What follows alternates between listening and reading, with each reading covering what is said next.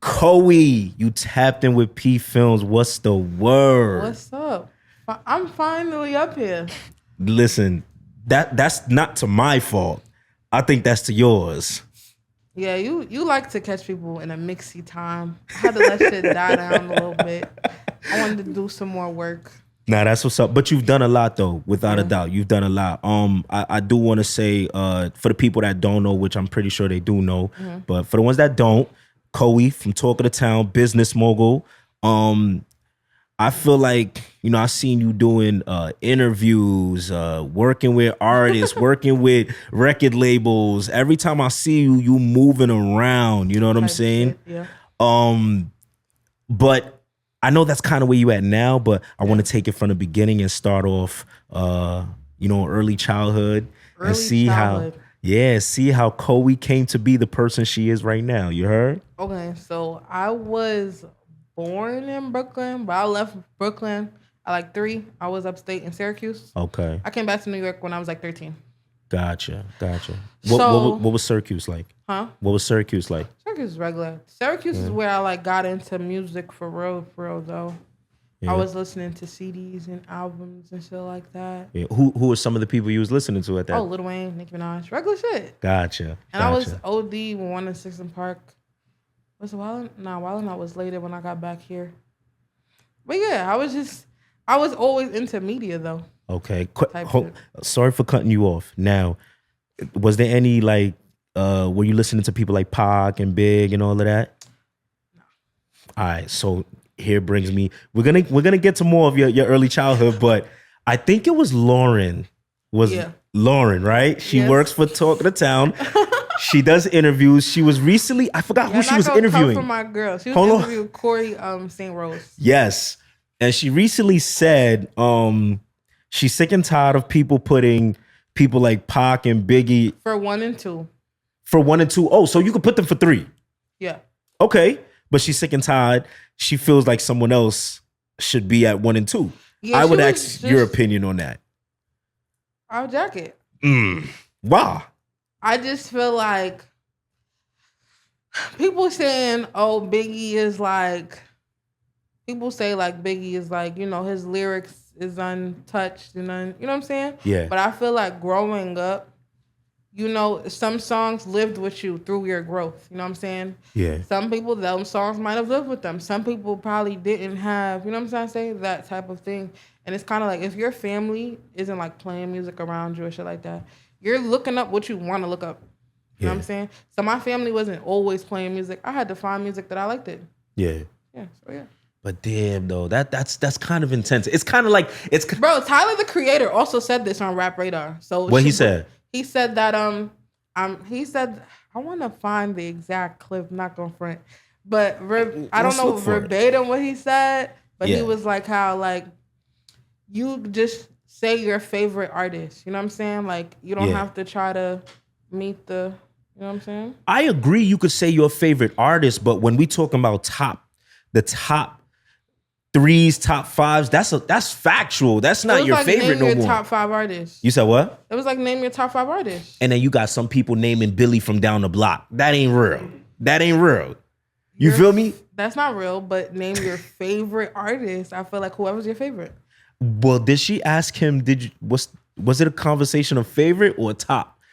And you know what's crazy? I used to ask people that question. I used to be like, answer it with statistics. Don't be giving me your mans that's in your set. I don't care about that. Who's your top 5 since we talking about? Who's my top 5 right now? Yeah.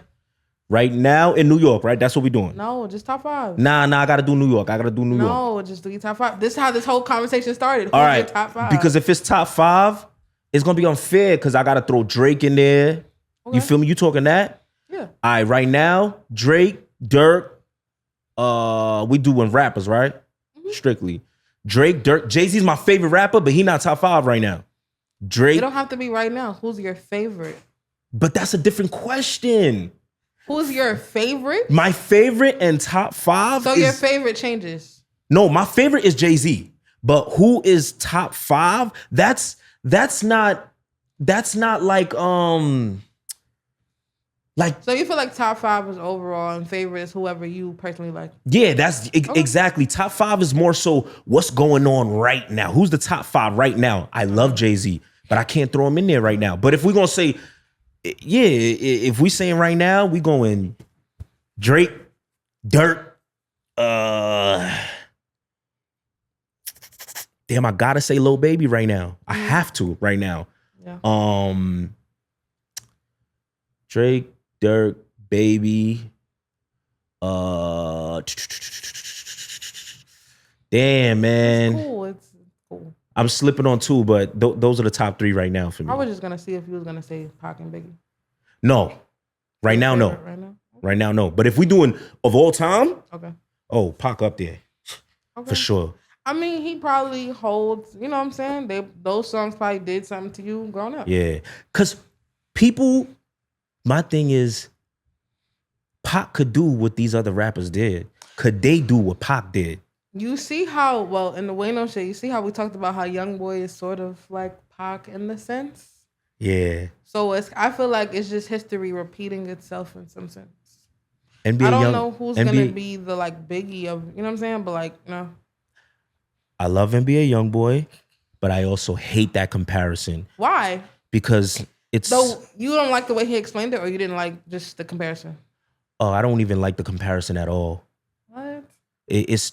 I love NBA Youngboy. This ain't no disrespect to him, but Pac was an intellect, yo. I think that a lot of us in our culture feel like it's cool to be dumb. We feel like it's cool to be dumbed down. We make jokes on people who, when let's say you can articulate yourself properly, we'd be like, yo, why you talk like a cornball? We think it's corny for you to actually live in society. I disagree. Really? So why do you watch interviews? Why do I watch interviews? Yeah. To learn, right? To learn something. You can't learn if the nigga is just being dumb. You know what I'm trying to say? So it's like we're sitting and talking to all these people making all this content to get these, to learn, to get stories and whatnot. So it's like, I don't think people think it's cool to be dumb. I think niggas really just don't know and nobody's teaching them. You think so? Yeah. Coey, you really think in our culture people feel like people don't wear it as a badge of honor? To be dumb? No. Yes. Hell no. Yep. I think people want to be the smartest nigga in the room. Never. Not when you're young. It's not cool to think about back in the days. You think the coolest kid is the one raising his hand to answer the question? You think the coolest kid is the one making it to class on time? So reading?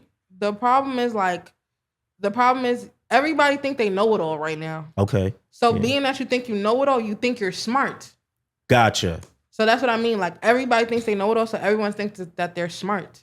So everybody think that they're smarter than everybody in the room, and that's why everybody make the choices that they make, because they're thinking that they're smarter. You know what I'm saying? And you know what I will say? I won't say everyone's like that. Yeah, no. But you spoke to smart niggas, bro. You spoke to smart guy. I spoke to smart. You seen that interview? Yeah. Oh, did you watch the full? I didn't watch the full. Oh man, long. Yeah. It's doing well though. But the reason why I say that is because think about how we was raised. Like think about it. Like we made fun of the kid that read, that did his work.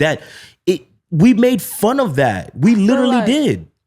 In music though, everybody want to be smart because everybody want to feel like they did the best. You know what I'm trying to say?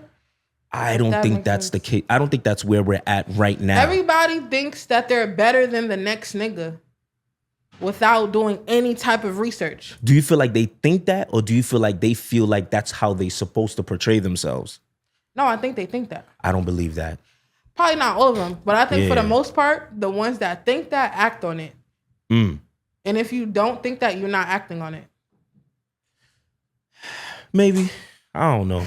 All right, let's get to it. I don't know. Word. But I bet. So you're in Syracuse, then you move back to New York, Brooklyn to be exact, at the age of 13. All right, so tell me what's going on in your life at that moment when you move back to Brooklyn.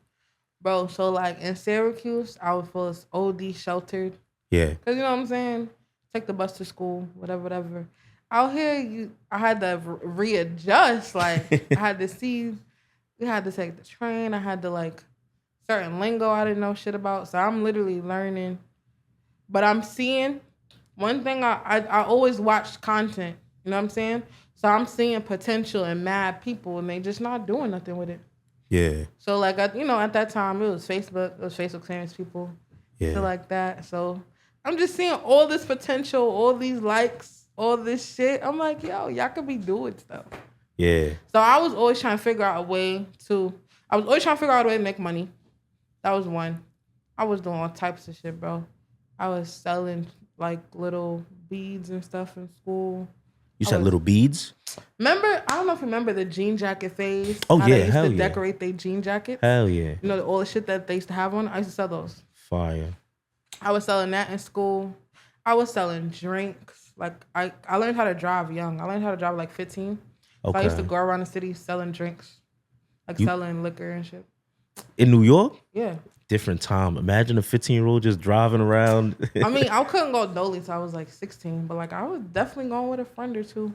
That's what's up. And then, where did that come from though? Like, did you watch your mother and father hustle? Like, cause that's pretty young to be, you're literally running a business. You're not realizing it, but you're controlling your own business even at that age. What got me into it? I don't know. I just always wanted money. I don't know. Okay. That's bad. Nah, I don't think it's bad. Money is, like, people try to make it sound bad. Like, I hate when people be like, oh, money's the root to all evil. Bro, I got into mad shit though. Like, that doesn't mean like I was making money, but sometimes it wasn't worth it. Okay. What was some of the things you got into? So like, because, all right, so scamming was OD lit. All right, remember you could have Uber for like 4 hours? Didn't know that. You didn't know that? Nah. When I was in high school, you could clap a Uber for like 4 hours. Okay. And you'll just go wherever you want to go. Dead ass for 4 hours, and they gotta wait for you. Oh my God. It was that. Niggas used to clap food to the school. You know about that, right? Yeah. So like this is how I started meeting different people. Like Flatbush was heavy on scamming, and like other hoods like the Starship was heavy on drugs, selling drugs and shit. So like I'm meeting mad different crowds as I'm like just doing mad different shit. So like all the Flatbush people, they didn't drive. Yeah. Like, they would have to go to the bank, do their drops, go up top, do their drop. So I used to drop for them, and I used to just charge them for the day. Gotcha. Okay, that makes sense. Gotcha. So young Coey was out here trapping, y'all. I wasn't trapping. No. I was driving. I stayed in the car. I don't do shit else. Bet. Were you ever like scared at that age? I didn't know what was going. Remember, I just moved back. I don't know what's going on. They just said go. I'm like, all right. We're here, all right. If I don't come out court, all right. Like, I don't know what's tea, bro. I realized, like, later. But, like, we never got caught, though. Like, I never had to do no high-speed chase or nothing. Okay. The most I would do, like, let's say we, like, got mad merchandise or something. Yeah. Then somebody got locked up. We probably have to wait for them to get out the precinct. Because in Jersey, like, once you in there, you could pay the bill and leave. Yeah, gotcha. So, like, we might have to just wait hours for the next to get. Gotcha.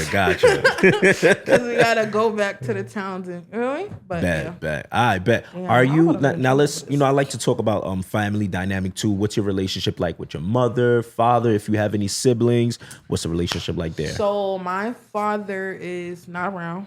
Okay, has he never been around or? Never been around. Oh. He came around when Love in Brooklyn was jumping, trying to like be present. Oh, come on, Daddy. I wasn't jacking that though. Yeah, I wasn't jacking it. And then he never came around again. Wow. Well, let me ask this. So at the age of 3, you're in Brooklyn. Mm-hmm. When you moved to Syracuse, is he around at that point or never? Oh, never. Nah. You ever got a response as to why he wasn't around? Nah. I don't think I asked like.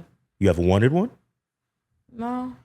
Wow. Okay. Nah, I feel like cause the way he came around, he reached out to my mom. Apparently, he was been hitting me up. I don't know. I be getting a lot of messages. Apparently, he had been hitting me up. My mom told me like he wants to reconnect. I'm like, about what? So okay, here's the thing. He was on child support. So I used to have the money come every month and stuff. So I was using that when I was in college. You feel me? So by the time I'm 18, I'm off that. And then he reached out to my mom saying that he wanted to connect. I was like, what happened? And he was just like, I'm so proud of you, shit like that. It never really got, so I'm just like, okay, so now what? Like, what am I supposed to? So, do we grow from this? Do we? Yeah, like I'll get you. So he was like sick, and he was just like, I feel bad because I'm sick. I can't really. So I'm just like, okay, I'm supposed to be sad. Like I don't know what I'm supposed to do. Yeah. Were you sad though, or it's kind of like no relationship, right? Damn, man. I feel like it helped me be who I am now. Like, I'm not tripping. My mom, she didn't understand. You said she didn't understand like what I was doing. Okay. Yeah, that's what's your nationality, by the way? My dad is Caribbean. My mom's just black though. Okay. My grandma always jacked what I was doing though. Gotcha. She always like, what you need to do that? Cause like once I'm doing this, I'm not asking y'all for money no more. So if you just need this little change and then you gone for the month, cool. So my grandma was with whatever. Okay. That's what's up. That's what's up. Do you have any siblings? I have a little brother. Okay. So I had my little brother when I was like 16. Yeah. So I'm like deep in by the time my little brother comes around. Yeah. But now though, like now he's in elementary school. He be like, I be having him around the drill rapper sometime. He be flexing geeking in school. Oh yeah? All the time. Bro. That's what's up. That's what's up. In school. Gotcha. Okay, now you brought up Love in Brooklyn before. Mm-hmm. I guess is that before getting into film? Or like when does that happen? I guess it would have to be you get into film and then kind of transition to Love in Brooklyn, right? Yeah, so I started meeting people when I was selling the drinks, when I was driving and shit like that. Like I said, all these people I'm meeting were Facebook famous. Yeah. So they was getting 10,000 likes on a picture, 20,000 likes on a picture. Who's some of the people? Will we know any of the people? Like, now y'all wouldn't know these people. Were they lit for like scamming or lit for? No, they was lit for Facebook, but like they didn't never transition to Instagram. So it's like you wouldn't know them unless you grew up in Brooklyn or some shit. Yeah, missed your shot. Damn. Yeah. But okay, so what happened? Oh, so I got into this is not crazy. One time I got caught. I think I got caught cutting school. Okay.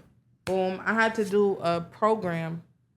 I had to do a photography program as like my quote unquote consequence. Yeah. So I did the photography program. We had to take pictures and stuff. It featured in a museum and everything. It was a cool program. One of my pictures ended up selling for like $200. Wow. So I'm like, yo, I just made money off the camera just trying shit. So now I'm just trying shit with the camera. I'm going to take pictures, going to take pictures here, going to take pictures there. And then niggas in the hood start hearing that I have a camera. So they're like, yo, want to shoot my music video? Oh, snap.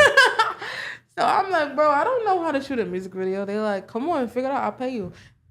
I'm like, all right, I'm gonna figure it out. So I just, YouTube University. Shout out to YouTube. So yeah, I just watched YouTube. I was on iMovie, figuring it out. Yo, ain't that beautiful though? Like, people say a lot of things about YouTube, but just like that, you can learn anything, for sure. Once YouTube is, I learned mad stuff on YouTube. OD. Mm-hmm. So boom, you start shooting.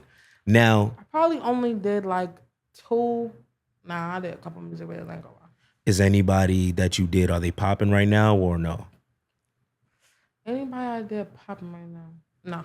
Okay. These is all like this is all, like I said, it's all Facebook famous people. Yeah. Beginning stages. I don't know if you remember that whole tweet my song phase. Nah. Was you around for that? Nah, I'm 34, you feel me? So I'm a little... All right, so before it was SoundCloud and all this other shit, it was tweet my song. Never heard of that. Yeah. So niggas would have songs going viral on tweet my song. Okay. So that kind of turned it... All right, it kind of turned into my mixtapes, which turned into Spinrilla. Gotcha. Like, it kept evolving, but like they used to drop songs and tweet my song. We used to shoot the music video and put it on YouTube.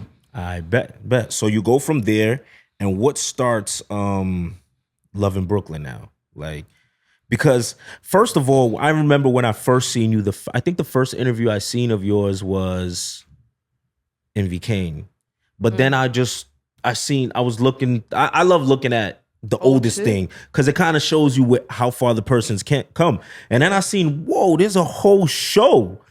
And here goes Love in Brooklyn. So now I want to know how that started and what was that like shooting it? Love in Brooklyn, I think I was in like 10th grade or so. Wow. 10th or 11th grade or so.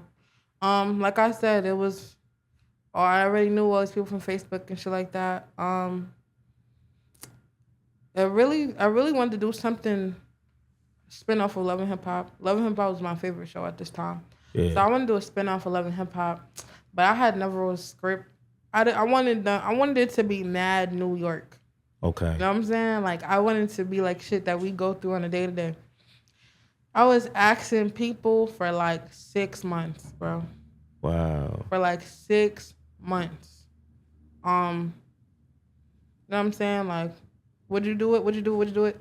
These are some people I knew, some people I didn't know. A lot of people I didn't know though. Because I wanted to get other people that I didn't know in it. So it's because, like, you know what I'm saying? Only 2 people responded to me and said yes. Wow. So me and the 2 people, we met up. We cut school this day. We met up or whatever. We did a trailer or whatever. Yeah. I posted it on Facebook just to see like what it would do. No, or was it Facebook or YouTube? I posted it on Facebook. It got 50K views in a day. Damn. Then we posted it. Then I posted it on YouTube and Instagram. You said then you posted it on YouTube? YouTube and Instagram. Like looking for people. Everybody I hit up hit me back. They just needed to see the vision probably. Yeah. Yeah, so everybody hit up hit me back. So at this point, it's like, I'm going to just let y'all be y'all. I'm going to just tell. So I just tell them like what this scene is about and I just let them freestyle. Wow. So you didn't even have to write much. It was kind of like, all right, this is the topic. Go crazy. Yeah, because I wanted them to be them. Yeah. Yeah, I wanted them to be them. So yeah, they did their thing. Yep. Wow. I had to edit all that shit. I didn't have a laptop at this time, so I was editing at school. Off your phone? Oh no, in the using the computer at school. Yep. Wow. So I was using the computer at school. What was that like though? Actually shooting. I didn't have a camera either. So what you shooting on a phone? Mm-hmm.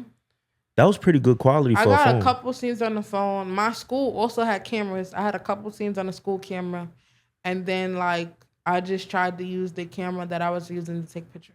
Gotcha. And shoot those music videos and shit. Okay. Boom. So, yeah. That's what's up. Now shooting it, kind of, I guess like you're in 10th grade, so you're working with many different personalities. Oh, yeah. People probably not holding their words, saying they're gonna show up on this at this time. Yeah, all the time. What was that like? I don't know. I feel like I was OD risky when I was younger. I feel like I'm still kind of risky now though. But like, yeah, I was with it, bro. Like I saw the vision. That's what's what I'm saying. And then like, I don't know what I like about production most. I think I just like seeing the final product. Mm-hmm. So whatever it takes to get to the final product, I was with it. Gotcha. Okay. Was there ever any crazy things that happened on set or something where you like, yo, man, I'm done with this? Everybody ended up sort of kind of being cool. Yeah. Feel me? Well, because they always already lit. We used to meet up at like somebody's house. Yeah. And have meetings. We probably had meetings twice. We probably only had meetings 2 times ever. They probably all only met each other twice. But we did 3 episodes. Low-key Mar was getting OD famous at this time. Yeah. So then he started going up. Then he wasn't coming. He didn't feel like he needed the show no more type shit. Low-key Mar, you know you wrong. And then once Love and Queens started coming up, niggas was copying us. So we had to like, I'm like, yo, I'm going to keep this going. Because clearly people are seeing it. Because people are copying it. So Love and Queens had Shiggy. So now Shiggy and Mar was like at war. It was just mad shit. That's hilarious. Do you still talk to some of them, like Low-key Mar and some of the other people? Nah. Okay. Nah. Okay. I mean, I see like 2 of them still rapping. Are starting to rap. Yeah. But yeah, nah, not for real. Gotcha. How did it end though? Like what was remember I was in high school, so once everybody went away to college, it was like damn. So some people went to college, some people had kids, some people moved, some people, you know what I'm saying? I went to college. Yeah. Now, when you're going to college, are you going to college with the mindset of I want to be into film? Like, what was your major? Or did you go in? Because I know what I wanted to do, but I also went into college and chose electrical engineering. That I don't know why the hell I did that. But I didn't know what I wanted to go to college for. I didn't even really get accepted to no schools like that. My grades is bad, bro. Okay. I'm filming 11 Brooklyn. I'm not going to school. I'm cutting school. So if your crib's free, yo, we're meeting at his crib. You know what I'm saying? My attendance was bad. All this stuff was bad. Yeah. But I'm just like, nah, 11 Brooklyn shooting. I gotta keep doing it. Yeah. So I only got accepted to one school, bro. So I went. Gotcha. What school was that? It doesn't even matter, bro. So only reason I went to because they had a production course. So I'm like, I did all this stuff on YouTube. Let me go to school to see like what is given. Gotcha. I went to school, bro. In the production course, we had to shoot a movie. So I was dumb hype. So I shot a movie on campus. Yeah, smooth. I shot a movie on campus. It probably did like 50K views or some shit. Or some calm shit. I was using niggas from back home music. Yeah. Or whoever went to the school music. You feel me? So I was like promo. And then so I came back home because we started getting OD bookings. Like they was talking about 11 Brooklyn on the radio. They wanted us to host parties. Wow. They wanted us to do mad shit. I'm like, I'm going back home. So I only did one semester. I did the movie and I never went back to school again. Then I was doing research on YouTube and stuff like that. I got accepted to work at the YouTube studios in Manhattan. Mm-hmm. Smooth. So I was working there at 17. So my first day there, I met Aboogie. Wow. No. Yeah. So that day he came there. That was the same day he went to Funk Flex. He had the same fit on. Wow. Hold up. 17 years old, working for YouTube studio. I want to know, like, at this point, like, are you like, yo, this is crazy. Thank God I dropped out of school. What am I thinking? I'm thinking, I don't know. I just was hyped, bro. Yeah. I wasn't making mad money. I'm only 17, but like, I was just hyped about like the progress. Yeah. I don't think it's so much about money at that age. Well, at that age, it was more so about accessibility. I was I was getting lit on Instagram and Facebook and shit. So like Fetty Wap had hit me up. You know what I'm saying? Like I'm. Wow. What is he saying? Like Fetty Wap was gonna be in Love in Brooklyn. No way. But I never finished. And I think I was in college. No. So by the time he hit me up, I was in college. Hold on. What year was that? Because if it was during the year when he was dropping. Yeah, it was around Trap King. I want to find the exact. Because if there was ever a reason to drop out of school, it was that. It was when Fetty Wap hit you up at those. I want to find, because I know people going to think I'm lying. It was him and Murda Mook. Those are the two rappers I spoke to. And they agreed to be in Love in Brooklyn, but I never finished. Wow. Now, because at that point when Love in Queens is happening, I'm like, nah, I gotta get better. I gotta up it. Yeah. Now, what are they saying when they hit you up? So 2015 is when Murda Mook hit me up. 2015, yeah. Mm-hmm. And then, hit up Love in Brooklyn page because nobody knows it's me unless you're on Facebook. You know it's me, but. Yeah. As far as everybody else know, I'm just production on Instagram. Yeah.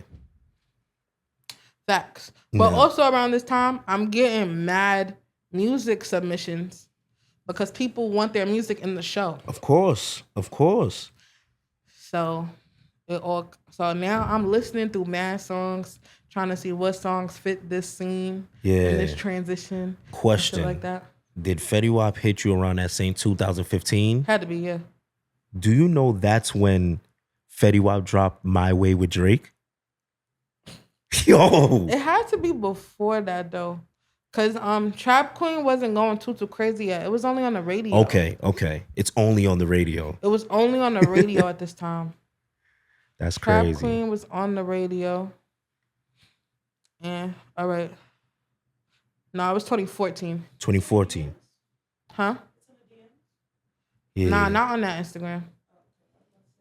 2014. I screenshot everything. Yeah, December 2014. Yeah. I'm on Facebook, girl. That's Trap Queen year. That's Trap Queen year. Facts. Yeah. So I spoke to nigga. He was gonna be in thingy, but I was in college at this time, so I didn't. What's the conversation like though? Like, what is? It was quick. We was just in DM, so I was more so like, "Are you into acting?" type shit. No, yeah, no. He followed me. Yeah. That's what happened. He followed the show. So I hit him up. I was like, hey, are you into acting? He was like, nah, but I fuck with y'all shit. I said, would you be do a cameo one day? I didn't even say cameo because I didn't even know the lingo at the time. Yeah. I was like, would you want to do a scene or something? He was like, yeah, bet. Y'all got to come to me, though. I was like, say that. Because he was We're coming. Like, he didn't even go. But, man. I would have. But that was it. That was the only comment. He didn't, like, follow up. Like, yo, what's up with that? The nigga was... Yeah. That was more so your job because he said, that was come to me. But I wasn't, like, filming. I was trying to think of a scene. I didn't have, like... Yeah. I was in college. Yeah, to be fair, it was your first semester in college. You probably... I'm still very much learning. I have bullshit cameras. Like I told you, I was filming on my phone. Yeah. So what I look like going to Jersey, filming on a phone, filming... Like, yo. Nah, I got you. But yeah, he followed me and I hit him up. That's what happened. He didn't hit me. He followed me. I hit him. Facts. Gotcha. Now, you mentioned you was working for YouTube Studio. You met Aboogie on your first day. What was that like? I was nervous. Yeah? I cried, bro. No cap. So the reason I was crying was because niggas kept telling me to go up to him. Yeah, to do what? Just to like say what's up. Okay. I'm like, nah, I'm at work. This is crazy. Da-da-da-da. But mind you, everybody in college used to fiend over this nigga. Because I went to college with mad Bronx people. So they was going crazy over him already. So he was hot. Yeah. You know what I'm saying? So I'm like, this is mad accessible. Yeah. So, and I didn't know what to say. I wasn't doing Love in Brooklyn. I'm literally just here working. Yeah. So I was just kind of like, what's up? Da-da-da. I called one of my friends. Craig. Shout out to Craig. And then he just talked me through it. And then we was Gucci. We took a picture and we was talking. And he was like, you about to go to Funk Flex and shit like that. And yeah. And of course, at that time, you're not really knowing. I have nothing to offer him. Yeah. Because usually I'll be like, yo, you want to be in Love in Brooklyn? But I have nothing to offer at this time. And that's kind of why I transitioned into interviewing people. Good segue. Beautiful segue, because that was the next thing. How does... I tried to do another series, though. Okay, which was? One of my friends. I did Change in the Game. We did 3 episodes. Okay. But I tried to use the same people I used from Facebook, but it wasn't really hitting like it was before. But my effects was getting way better. I just kept practicing editing. It was getting better and better. Then I partnered with me and one of my friends. We didn't really partner. He kind of came with the idea because everybody knows me at this time for the web series. So niggas is not expecting me to do interviews. Everybody see me. I want to send you a song for your show, blah, blah, blah. Yeah. So my friend at the time thought that we could do another show. And I'm trying to tell him, like, I have not done a show with, like, adults. You know what I'm trying to say? Like, every show I've done, we was in high school, we had free time. You know what I'm saying? I've never did a show where, like, people got to go to work. People got kids. So, like, I don't want to commit to that with no type of money involved. You know what I'm trying to say? Gotcha. So I chilled off shows. It was looking like damn near impossible. But I did a call. I want to say I did like a casting call, whatever. I didn't want to do interviews. I never wanted to be on camera. I was jacking me behind the scenes. I had found 3 people that I had to do interviews for me. And we're going to talk about that. Hold on for a second.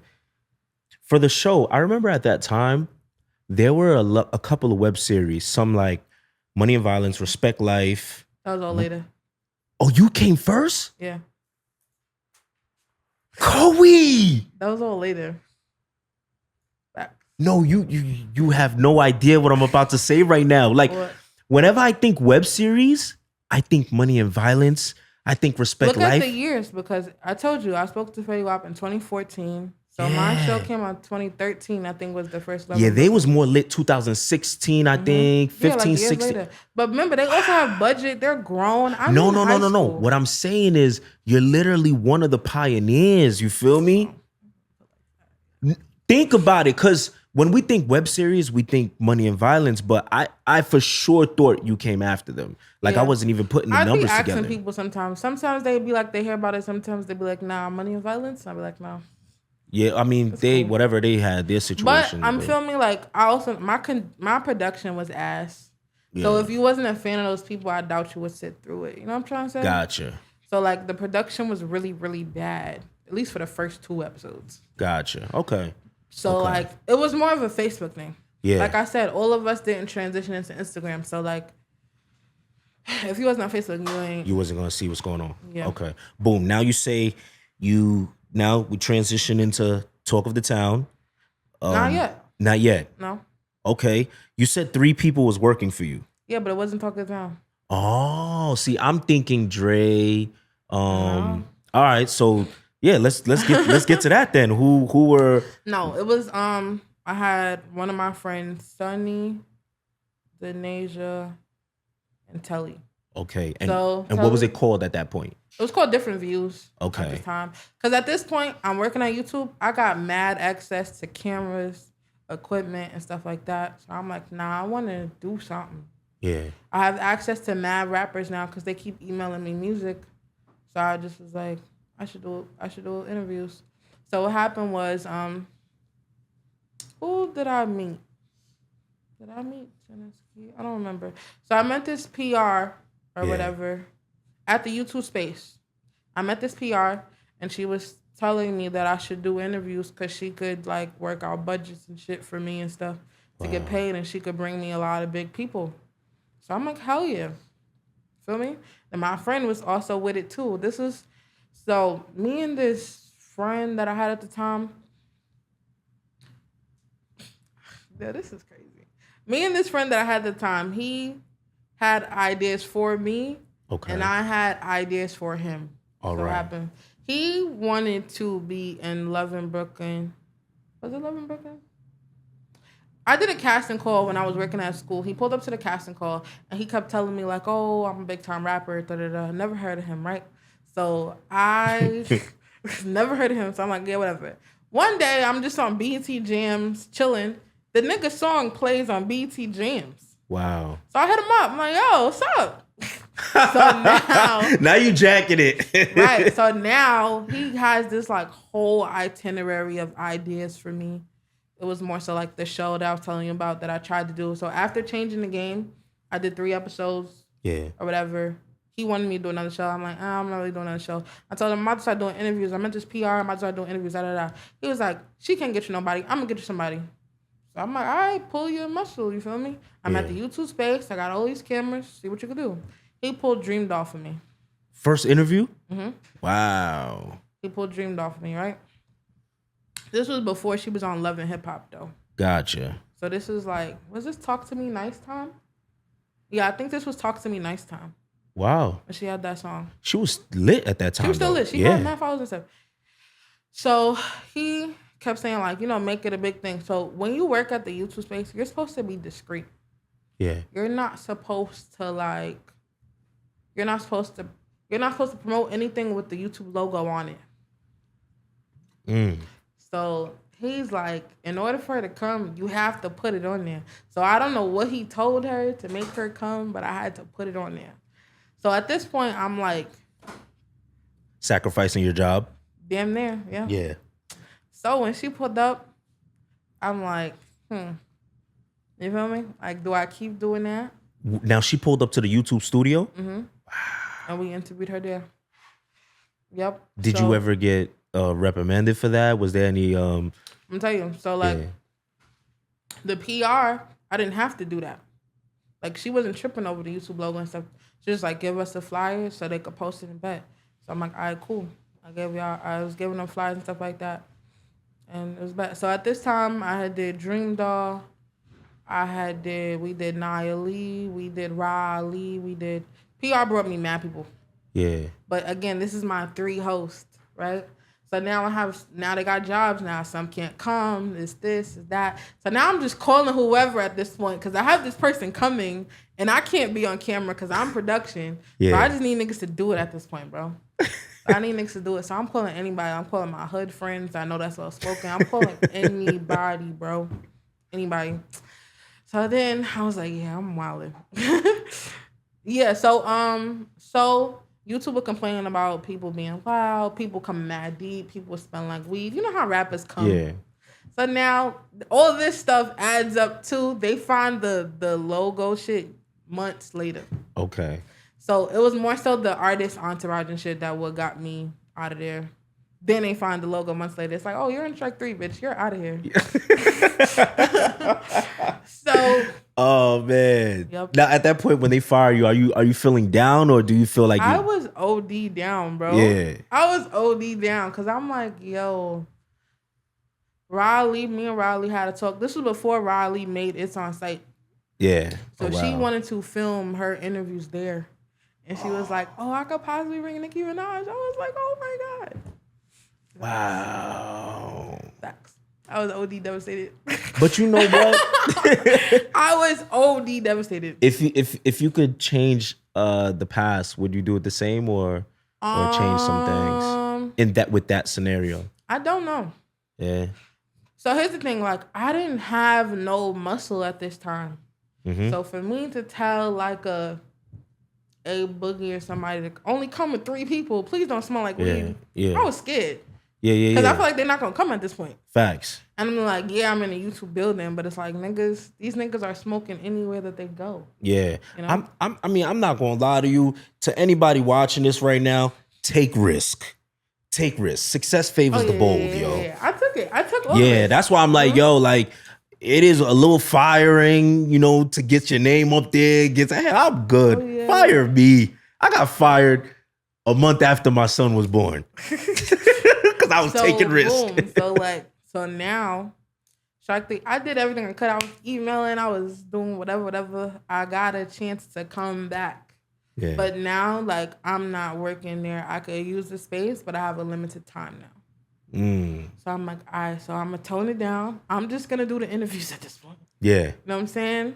And I'll call like 3. I'd rather get 3 camera niggas than to have only me on the cameras and 3 hosts. You know what I'm trying to say? Gotcha. So I just flipped it around at this point. So I have 3 camera niggas. I had So Dope. He used to shoot music videos. I been knew him, feel me? So he was on the cameras doing the interviews and I was doing the interviews. So at that time, I had did Edot, K Goddess, Nstigate. Like I told you, I was really into Love and Hip Hop. So I'm just talking to everybody that's on Love and Hip Hop at this point. And where are you uploading this? Is still on your page now? The same page, the same Love and Brooklyn page, the same page. Whatever case that helped you too, though, because it was kind of like you already built a following. Yeah, facts. So I did Fetty. We did London. We did mad people. London Hill was buzzing at the time. We did mad people. One artist, I'm not going to say his name, brings an entourage 20 deep. Wait, is this artist lit right now? No. So then you can say their name. All right. Nah. I don't want to say he's not lit, but okay. Where's he from? Queens? Okay. Is he from Queens? He be with... I don't want to say who. All right, we could cut it if it's too heavy. Who? Cause he be with Meek Mill and Lola and shit. So I don't know how to say his name. Oh, Trav. Yeah. Okay. You feel me? So this is a big one, but it's not really a big one. Yeah. You feel me? Gotcha. But that.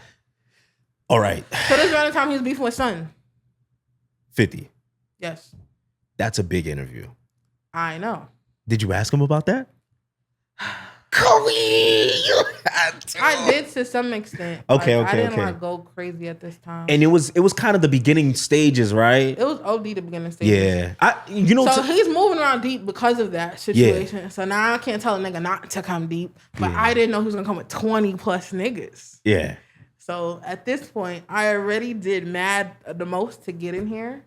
Yeah. So now I'm like, what do I do here? Yeah, so after that, they dubbed me again. So basically, Trav got you fired again from YouTube. No, I was already not working there. Okay. I just had access to film there. Oh my God. So now they dubbed me filming here. So now I'm probably like 18 at this time with nowhere to film. Did you but you got the interview though? Yeah, you said you. Yeah, I got the interview. Yeah. I got the interview. I think I did him and Asian Doll the same day. Facts. I did him and you got some big names early, yo. Yeah, I was 17, bro. 18. I can't lie. You got some, wow. Nah, that's respect. Like I have to really tip my hat off because like you're not saying names. These people are still pretty active right now. Yeah. A lot of them. Yeah. So damn, but yeah, they was definitely moving like that around that time. They was. You feel me? So I'm just like, it's a big one. I'm gonna do it. Yeah, after that, boom, OD red flag. I got flagged again. Can't come back no more. At all. Now, how about now? You know, a couple of years has passed. Do they like? Could you go back? Like, nah, hey, it's over. It's over. And a lot of those people don't work there no more. Okay. So, like, the reason I ended up getting a job is because like this black guy. Once he started working there, they was on my ass. Yeah. So. I was the only black kid in there, and I wasn't of age. So they're like, we're already being nice, and you're already like crossing the guidelines. Yeah. Facts. So, yeah. Damn. Okay. Boom. So yeah, now I doubt any of those people ever even still work there. Yeah. So now at this point, I have mad contacts. I have Riley. I got Jenski. I got all these people who hit me up. Yeah. I have nowhere to film. Yeah. So I'm doing all the research I could, or whatever the case may be. I find a spot, right? I find a spot. I have no cameras still, mind you. All I have is a laptop. I probably got one little camera. Wow. And I don't got none of the audio stuff. I don't got no mic. I don't got shit. Yeah. So I find a spot. Mind you, so now I'm back to driving rappers. I'm back to driving. I'm back to doing whatever the fuck I could to make bread at this point because I'm trying to find a spot. Yeah. I find a spot or whatever. So it wasn't for me to own a spot. It was like I pay monthly and I get 20 hours a month. Pay monthly, get 20 hours a month. Gotcha. And the spot was big. You could drive your car in there. You could do all types of shit in there. So I'm like, all right. And then my friend, remember my same friend I said that was on BET Jams and all this stuff? Yeah, and he was kind of giving you advice. Remember, he was a rapper. He had access to a studio right now at this time. Nice. So this is all right now. This time is Brooklyn drill is getting hot. Who are some of the artists that's hot at that time? G's Gasoline, Curly Sav, Bambino, all these people was getting hot at this time. Yeah. Around the same time I ended up buying a studio. Well, paying a monthly thing at the studio. Around the same time my friend got access to a recording studio. So now I'm like, I'm about to just go into this music shit, bro. Because I have access to all these people. You feel me? The PR stopped sending me plays. We still cool, but she wasn't really sending me plays no more. But people are still sending me music. Yeah. So I'm like, I'm not going to shoot music videos, but I want to help niggas. Like, I want to help some way, somehow. I got a place for the niggas to shoot music videos. We got a studio. Let's just do some shit. He wasn't with it. My friend at the time wasn't jacking it. Was he just afraid of the energy of these drill rappers? Yes. I wouldn't say that, but he would never admit that. Okay. I feel like for him it was more of a clout thing. It looked like I'm dick riding. Wait, he felt like you was riding the rappers? Yeah. But all right, so he got unlimited studio time because he was an artist because of the label or whatever he was on. Yeah. You know what I'm saying? So he felt like I'm dick riding because I'm trying to bring other niggas in his sessions. You know what I'm saying? Oh. But it's not really his sessions because he wasn't even really going there. So I'm like, bro, you have access to the studio. You're not fucking using. Let's get some niggas in here, bro. Yeah. And they were paying? Nah, this is me just... Okay. This is me just building relationships. Gotcha. So around this time, KJ's hot. Ace number 5 is hot. Wow. Ross Swish is hot. All these people was hot, right? But J Guapo is getting there. At this time, niggas didn't know how to make money, bro. So like, niggas that have $100K don't have a ride. They might not have food. Facts. Feel me? So little shit like that. So my friend, who also has access to the studio, has a car. So I'm like, yo, let's go get these niggas and bring these niggas here. Yeah. He was not jacking out, bro. See that? I have to stop you there because it's like, I hear stories like that where people... we're going to get into the story. You don't even know what friend I'm talking about. We're going to get there. Okay, because I really wanted to know the name. I was going to, all right, so go ahead. I won't stop you then. Do your thing. I'm not going to say the name, but we're going to get there. So, But do we know him? Yeah. Really? So, Coey, come on, this is PPhilms. All right, go ahead. He wasn't jacking none of the rappers coming and shit like that. At this time, it's probably 2017. 2017. Because, 2014, Fetty Wap hit me. I was in college. 2015, I'm back home at YouTube. It was in 2017, 18. Had to be, right? So I told you I was driving. So I'm meeting rappers driving, or whatever the case may be. I was driving niggas in Flatbush. So everybody in Flatbush was talking about Tutu. Like, Tutu G's was the hottest nigga at this time. Feel me? But I think probably like a year later, Chef dropped No Suburban. Yeah. But like also like Cool to Be was dropping. He wasn't as consistent. Like 6ix9ine and them came later. But like he was dropping. But like I'm initially cool with the Brownsville people. Like Cool to Be, Lola's team, like all those kind of people. Those people I was OD cool with. Then as I meet other people, I'm getting cool with like G's Gasoline, all these other rappers and shit like that. But remember, I also have access to people. Like I had access to DJ Drewski at this time, man, early. So I'm like, yo, I want to do a cipher. Like just like a random ass cipher. You could probably look it up. I think it was like New York back cipher or some shit. So I did a challenge or whatever. And I was like, Drewski, all I need from you is a drop. Yeah. Saying like, yo, this is cipher, da-da-da. And I'm going to film the whole thing at the recording studio. And I'm like, bro, I just need you to jack it, bro.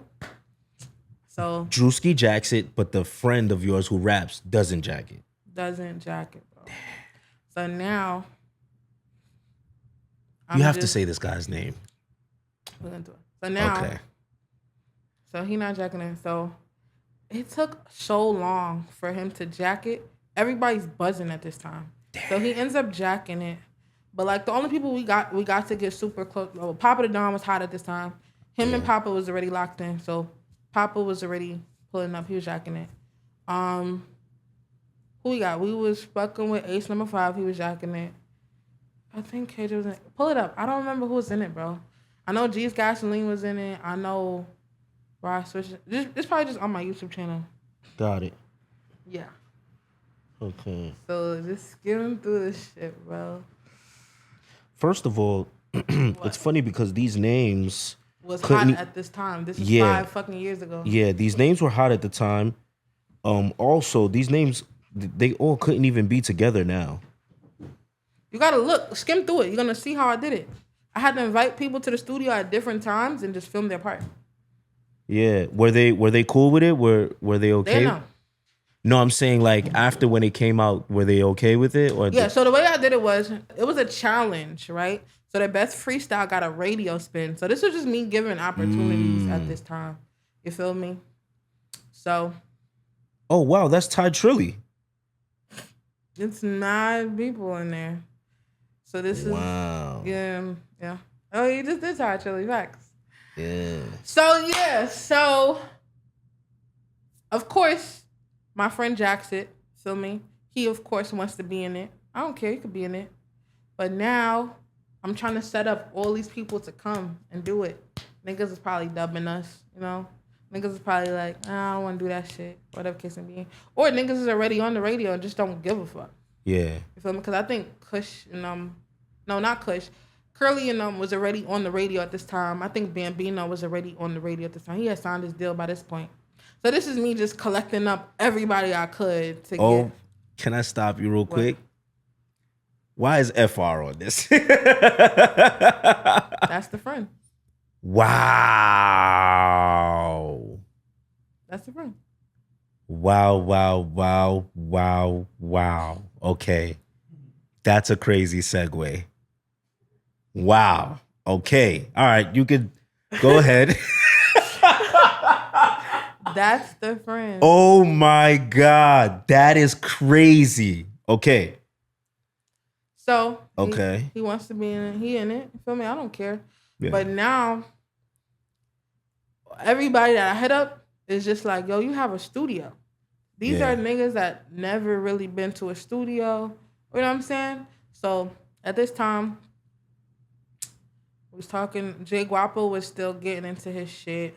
Yeah. I don't think he knew Pop Smoke at this time. Him and KJ was tight at this time. Yeah. Or whatever the case may be. Him and KJ was tight. Who else was coming to the studio? Ross Switch was coming. Yeah. Ace number 5 was coming. This was all cool. Yeah. I think G's Gasoline came to the studio like once at this point, right? So I'm like, yo, since that worked, I feel like Drewski jacked it. Let's get a song with these niggas so he could just play the song on the radio. Good idea. So now, so Chef and dropped No Suburban at this time. Yeah. So, okay, so that's what I didn't say. So, like, okay, so remember, remember, this is just studio shit. Remember, I'm also paying rent over here at the 20-hour whatever. So I'm making my money over there. So people are shooting there. So Papa the Don shot Cuz Walk at my studio. Wow. Back then. And then Tutu shot 2 videos at my studio. Okay. I got kicked out that studio. Because of Tutu? He came mad deep. Yo, you're really... And they was smoking. Oh, damn. Yeah.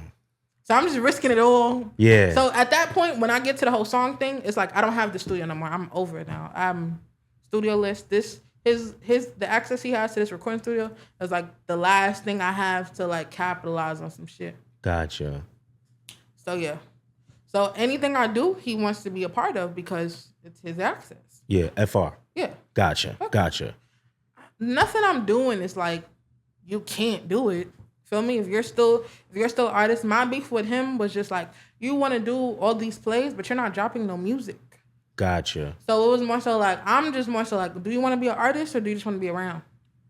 Yeah. So, you know what I'm saying? So he was like, he wanted to be an artist. So I'm like, all right, if that's what you really want to do, let's do it. So he wanted to be an artist or whatever. So yeah, so boom. So I'm trying, so Chef, so me and Tutu's management got into it because Tutu paid the regular rate or whatever. I got kicked out the studio. And I was kind of like telling management, like, I don't have, you feel me? Like, I got charged a fine. You feel me? I feel like niggas should pay the fine. Yeah. Niggas are saying I didn't explain the rules correctly. Whatever the fuck. Who gives a fuck? Yeah. But at this point, I still can drive. So Tutu and still, wants me to drive for them and shit like that. So I used to do little jobs for them and shit. So him and Nick and shit, I was driving for them and shit like that. So I was getting paid though. He used to get mad features. Tutu. Like, yeah, he used to get mad little bookings like Connecticut, CT, little shit. We used to go there do mad little features. I used to drive them and shit. Boom. So that was that.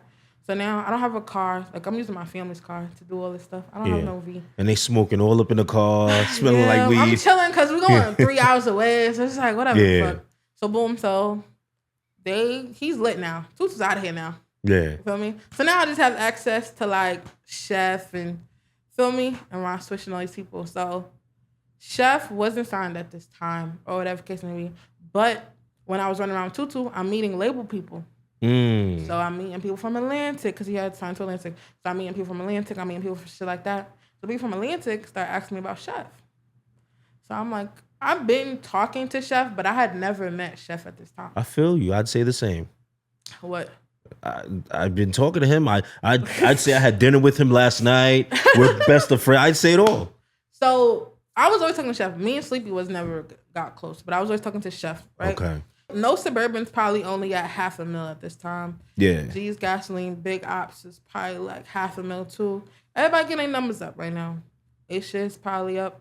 So Ace was really our connect. Ace number 5 was really our connect to G's Gasoline. And then I'm the connect to Chef. So I'm telling my friend at the time, I'm like, yo, I'm gonna bring all these niggas to the studio.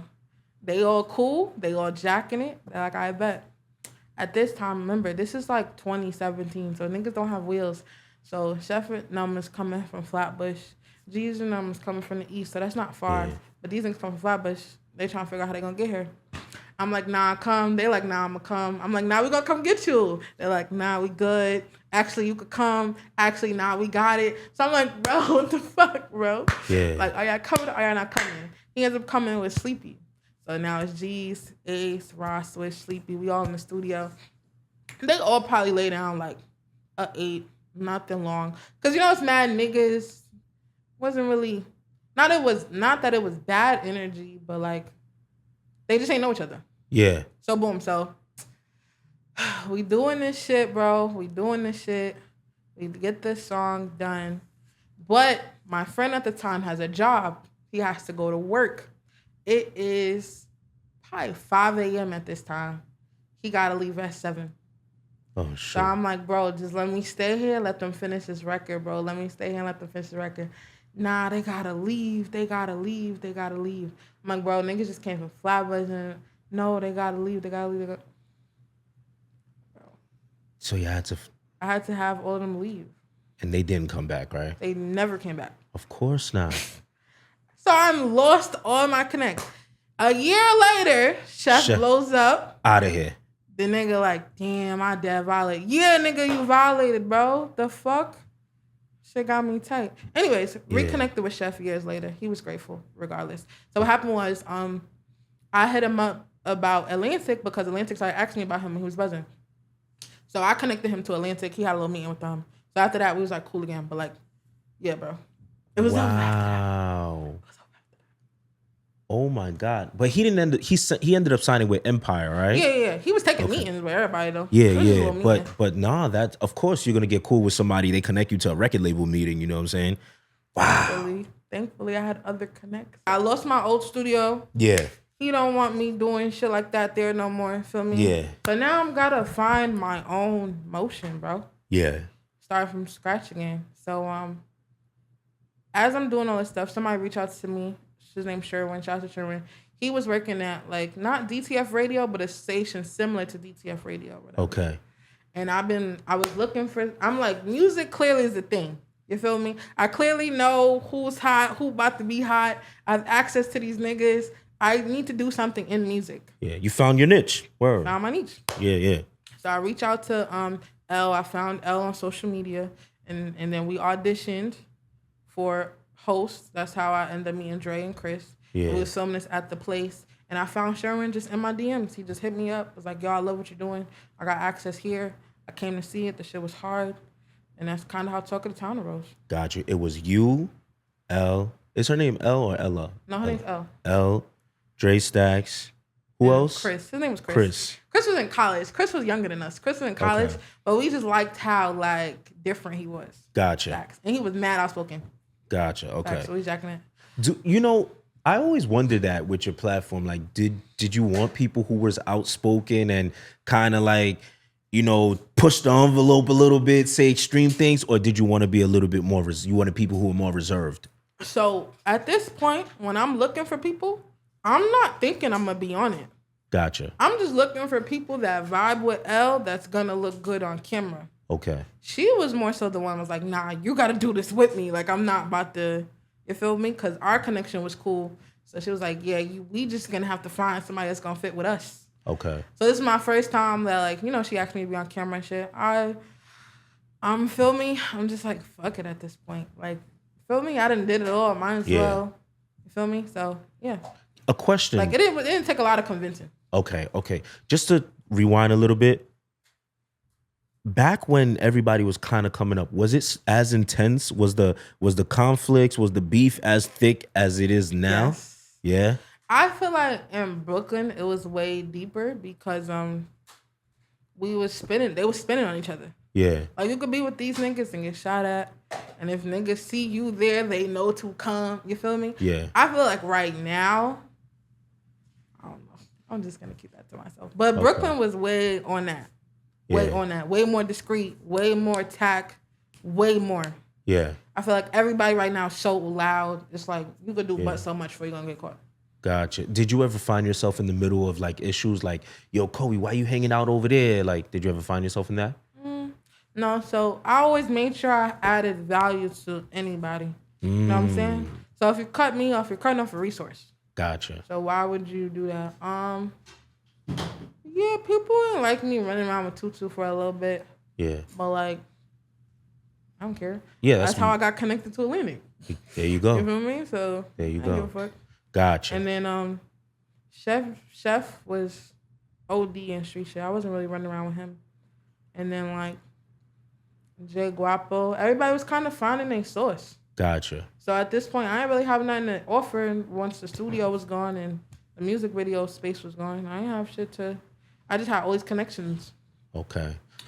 So boom. That's when I started doing music shit. So I'm like, we're just going to talk about music. So we want to Talk of the Town to be like a everyday struggle situation. Gotcha. On some New York shit. And that was kind of what we were shooting for, which everybody's kind of doing now, which is dumb funny. But yeah. Feel me? We just wanted to do some shit like that. But I also wanted to keep the Instagram going. You feel me? So I was running the Instagram at the time. We was doing the talk show. I'm editing all this shit, bro. And then I ended up getting a job because now, like, my motion slowed down a little bit. Feel me? Niggas ain't really scamming how they used to. Yeah. I'm not about to go to jail. So, yeah, I'm just getting a job at this point. Fuck it. Yeah. I used to work at an after school. Yeah, I was working at an after school, and I used to do after school because the hours was dumb short or whatever. But then it's what happened was once Talk of the Town started like buzzing, all the kids started like knowing me. So the after school wasn't really jacking that. So I got fired from after school. Damn. And then I just started working this like Amazon job and shit. So, but Talk of the Town is taking off now. Talk of the Town wasn't really taking off yet. So what happened was, I wasn't remember I told you I had did like those. I only did a group of people. Yeah. I only did a few interviews at the YouTube space, but like I said, it was Asian though. It was kind of It was like buzzing people. So people thought I was doing interviews. So I'm like, fuck it, we could do interviews on Talk of the Town. Why not? Like what the fuck? So. Oh, that's why y'all named it Talk of the Town, because y'all was just talking about what was going on in the towns. Yes. Gotcha. Okay, let's go. Okay. It was supposed to just be podcasts, but now people are asking about interviews. Like L had people asking, I had people asking. So so when I had my first studio, my big music studio, I met Ron Suno. Ron Suno did a skit in my studio years ago. Okay. Right? At that time, he's not rapping. He's just doing comedy. Not rapping, he's just doing skits. Comedy. Gotcha. But now Talk of the Town comes about. Ron Suno is like, y'all been knew you. How y'all do an interview? Thankfully, I knew him from years ago because his Bo and them wasn't jack. The management did not want me to do an interview with Suno. Why not? Like, no, they was just like, we keeping him exclusive. Like, we don't want to just. And I remember, Talk of the Town OD upcoming at this time. Yeah. Ron Suno has Pinocchio and Spider-Man, I think, out at this time. Yeah. So he hot. You feel me? At that time, was it the same manager? Yeah, same manager. Me and Bo cool. We locked in. But okay, he wasn't trying to. Yeah, but like I get it. But Ron said he fucked with it, and so we just got cool. That's what's up. So yeah, so our first interviews was Envy Kane, Ron Suno, and somebody else. So that was your first. That was the first one I seen. Envy Kane was the first Talk of the Town interview. Yeah. Wow. That's what me and L did together. And then I seen y'all did JD. Yes. So me and JD was cool. Yeah. We was cool. Once I started like working with 2-6, he wasn't really jacking me. Is it because you're kind of from Brooklyn and all that? Nah, they just got serious beef. No, okay. But so, damn. I think niggas was feeling like I was jacking 2-6 more, but I was helping 2-6 too. So. Yeah. I've never got a chance, like, nobody from, like, I fuck with niggas and real heavy and shit like that, but, like, nobody from that side let me help with their career at all. Okay. You feel me? So did you ever ask or? Well, I don't want to say I asked, but I would just offer, like, yo, you don't want to do this? You don't want to go to the studio? You don't want to do this? Blah, blah, blah. Yeah. So if you're not jumping at that, then nah. Gotcha. You feel me? So, so anything I sent 2-6, like, yo, you want to meet this A&R? Yo, you want to come to the session? 2-6 was on it. Gotcha. And I think he had just came home at this time. I interviewed him. He had just came home, and then he was just jacking it. He we ended up doing a session with EQ, which he ended up signing to anyway. Wow. And so this is how I got finessed, bro. I'm in the studio with my mans, and come to find out I'm with 2 A&Rs. I didn't even know I was with 2 A&Rs. My friend just had a studio at this time. The same. No. Okay. Somebody else. Somebody else. My other friend. He's my homie. So he got a studio at this time from Brooklyn. I'm in the studio with his friends. They're A&Rs. Didn't even know, bro. So he's showing us. I said Loving Brooklyn. Talk of the Town probably like a couple months in at this point. He's showing us hot artists. So he like, how y'all feel about this artist? How y'all feel about this artist? One of the A&Rs is asking me and the studio owner, like, how we feel about this and this artist. He pulls up Edot. He pulls up, like, I think D-Thing at this time. He just showing us niggas. So I'm like, nah. Like, I'm like, they lit. Yeah. But I know why you showing us Bronx people. We from Brooklyn. Like, I'll show you some Brooklyn people. Feel me? Yeah. So, or some Queens. Fame Cobain had heavy on it at this time. Yeah, Fame Cobain was lit at that time. So I'm like, I didn't know Edot yet. Mm-hmm. But I knew Fat Ricky. You feel me? Gotcha. That was like 2000, what, 19, 20? 2020? I think 19. Okay. Let me choose came out. But like, so boom. So he's showing us Edot. He's showing us how y'all feel about y'all fuck with that. I'm like, yeah, that shit hard. I can show you some Brooklyn niggas, some Queens niggas. Like, you don't gotta look, feel me, so far. So I show him 2-6. I show him I was like, yeah, I'm ready to listen to Edot. I showed him Siggy. I showed him 2-6. I showed him Siggy. I showed him who else I showed him? Fam Cobain. Okay. Like that. So boom. He jacks it. Wow. He like, yo, these niggas is hard. Thank you. What's your name? A&R. Didn't even know. Boom, right? So now, chopping it with 2-6. He like, yeah, I'm on to me with EQ, whatever case may be. Like, I'm already locked in with them, whatever case may be. Feel me? I ended up meeting Edot because I was working with Bars on I-95. Yeah. And I brought Lola, Suno, and Busy to do Bars on I-95. Wow. So I met Edot came with Busy to Bars on I-95. So I met Edot for the first time that day. And as I'm talking to them more because I'm talking to... So at this time I ended up... I'm skipping over stuff because... Okay. Talk of the Town is moving, you feel me? The talk show ends up stopping. We end up doing straight interviews. I'm not at the... COVID happened. Yeah. So I'm not at that place no more. So now I'm just... COVID, I'm on live interviewing people. Yeah. So I'm interviewing Busy, I'm interviewing Leak, I'm interviewing all these niggas on live. Boom, I find a space. And then that's when I start hitting up rappers. Like, yo, come do an interview, come do an interview, come do an interview. So now I'm on it at this point with the interviews. So Bars on I-95 probably happened a couple months after. So how did you meet them? And where are they at right now? Are they still doing their thing? Bars on I-95? Yeah, they're in Connecticut. Okay. So they're in Connecticut. They're not even out here. They're in Connecticut at this time. And I'm trying to tell them, like, y'all need some young, hot niggas on there, bro. Yeah. So those is like some of the hot niggas I can name. And I was like, nah, I gotta bring them. Like, let me... So I know they hyped that Lola shit. They got that Lola shit. She's out of here now. Yeah. But like, hell yeah. He's just like, they gotta have bars. I'm like, nah, these niggas got bars. Like, listen to their songs. So I'm OD advocating for them because Bars on 95 is heavy on bars. Absolutely. I don't care how much music I got. I don't care about none of that. I'm heavy on bars. He was happy with everyone. So I was cool. I didn't speak to Busy that much. I was cooler with Leaky more. Okay. So Busy was like, I'm only gonna do it if Leaky gonna do it. So I'm like, all right, I'm gonna have both of y'all do it, but I both gotta come. They're like, nah, we gonna come, bro. We gonna come. Remember, I never met them at this time. I'm only speaking to them on Instagram and shit. Okay. So I'm like, all right. So they connect me to management. We're talking. We set up blocking and dates. So Leaky never came. Wow. Busy came dolly with Edot. So now so we FaceTime. We're like, why the fuck would you not come, bro? Yeah. So he was on his hood shit at this time. So whatever. So then he got serious later down the line. So boom, they come, they do that, whatever. I meet Edot, I'm chopping it with Edot and stuff like that. So now Edot starts hitting me because he's seen the play that I did for Busy. Yeah. So now he's like, yo, what else you got access to? Whatever. So the A&R reached out to Edot about... The A&R was at EQ. He reached out to Edot. The same one that you first showed? Yes. He reached out to everybody I showed him. Wow. Didn't even know. He reached out to everybody I showed him, negotiating deal situations and stuff like that. Aren't they supposed to give you like a cut or something? A couple months later. Yeah.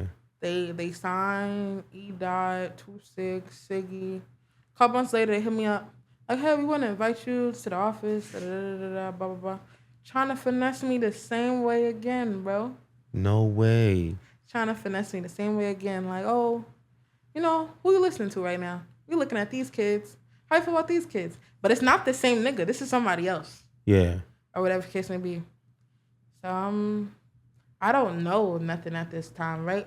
So I'm like, I don't know how I feel about this person. I don't know about this person, So now, I remember I told you it was 2 A&Rs in there. Yeah. So the A&R was at another label or whatever it can be. So at the end of the day, I did the same thing because I didn't know no better. I did the same shit. I'm playing them artists that I fuck with. I was playing EK, B-Love, all the niggas I was fucking with at the time. Feel me? Yeah. The A&R from the other label calls me, like, send them an invoice. You just did a consultation. Crazy. So yeah, I sent the invoice. I got paid, but like, I didn't know. Wow. I didn't know. Facts. Yo, now, I guess that brings me to this question. Where's the morale of these people who work for record labels? If you don't know, they're not going to teach you. Wow. So thankfully that nigga ended up calling me and stuff like that. But now he wants to know who hot and stuff. He want to know who he's fuck with.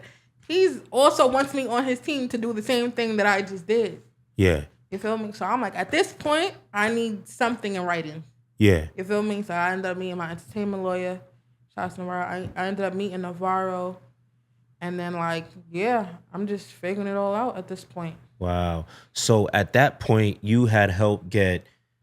Well, name all the people you had help get signed. I didn't know I helped them. Yeah, but before... Name the people you knew you helped get signed before you went legit. So it was Edot, Siggy, and I think 2-6. I think those were the only 3 that they ended up taking. Wow. And Fam Cobain, too. So now, they ended up taking Fam Cobain. So that would have been... Now...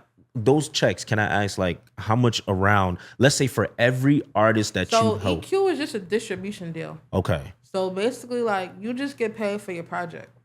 Okay. So gotcha. You might get like $80K for 12 songs. You might get 100 pack for 8 songs. Like, it's whatever you negotiate.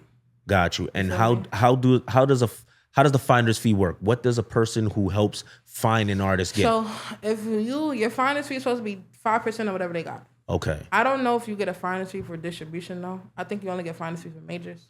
Gotcha. Because it's a distribution, it's only a couple songs. You probably won't get a finder's fee. If anything, they would hire you as a third party for marketing or something like that. Okay, that's why he said send them an invoice. You did a consultation. That's more whatever you choose to pick to charge them for things like that.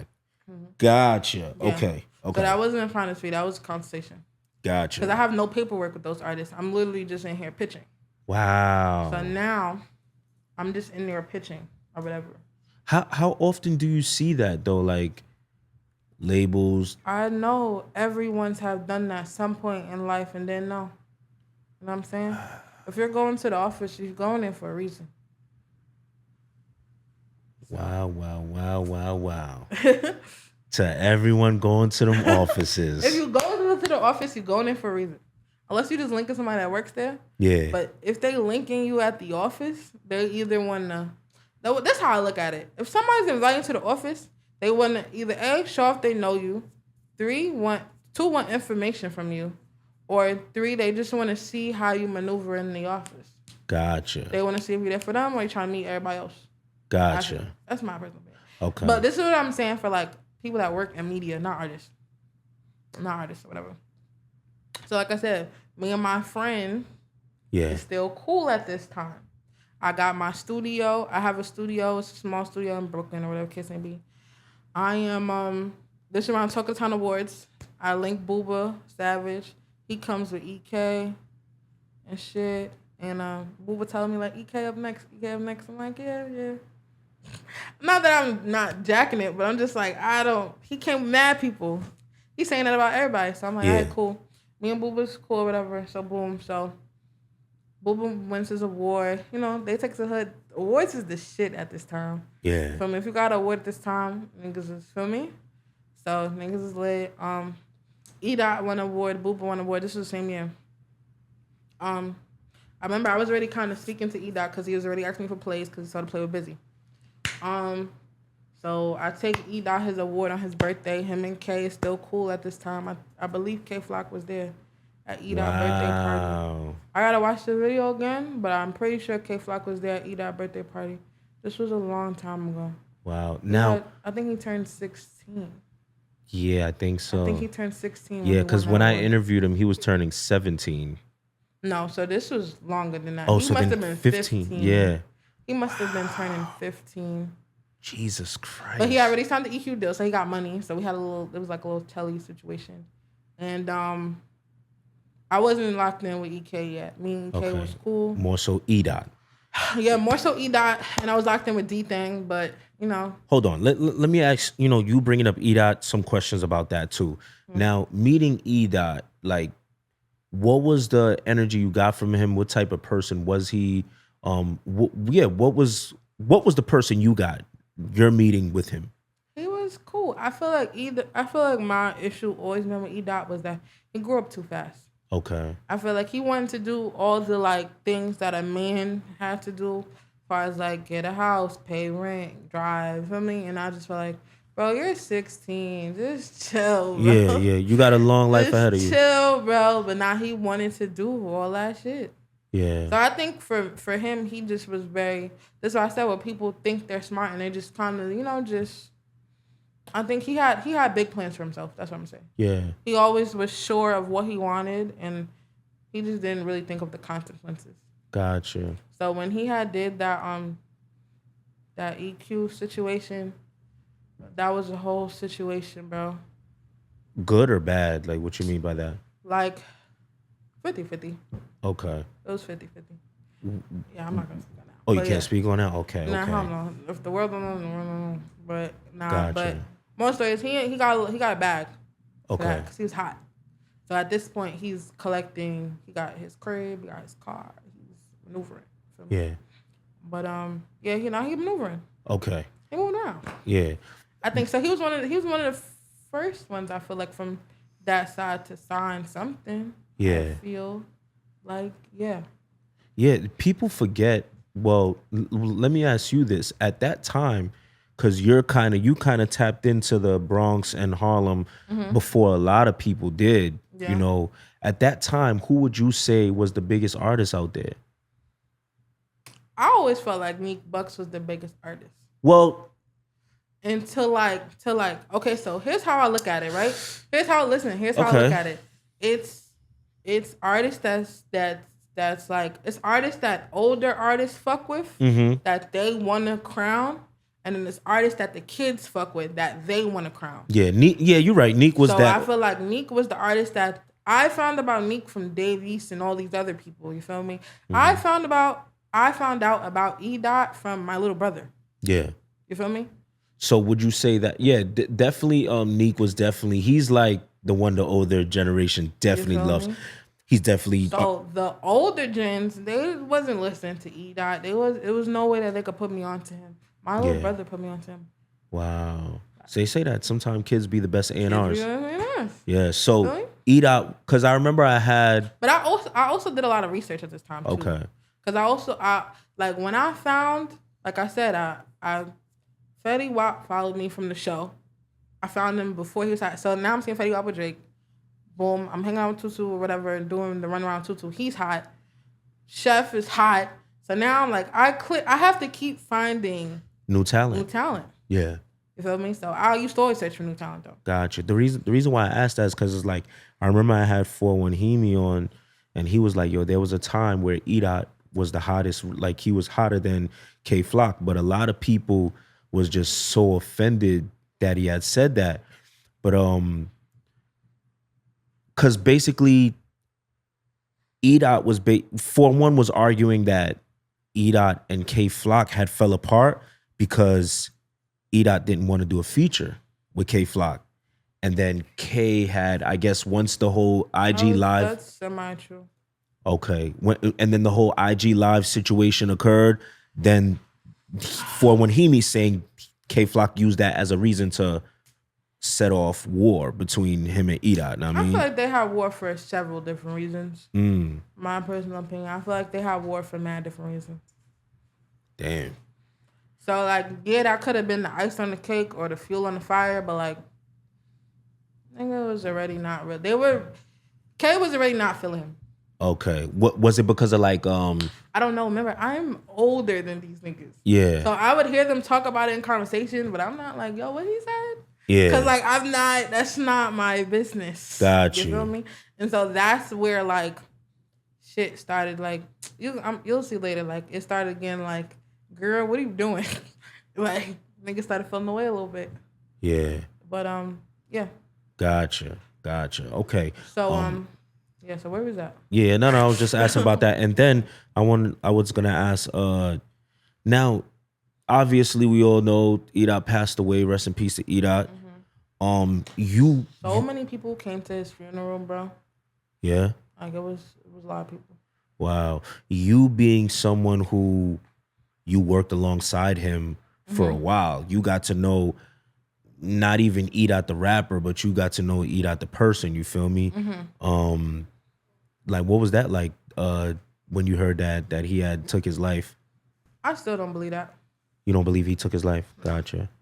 Gotcha. You know, obviously there's mad different speculations. People. Yeah, I don't think he took his life. You said what?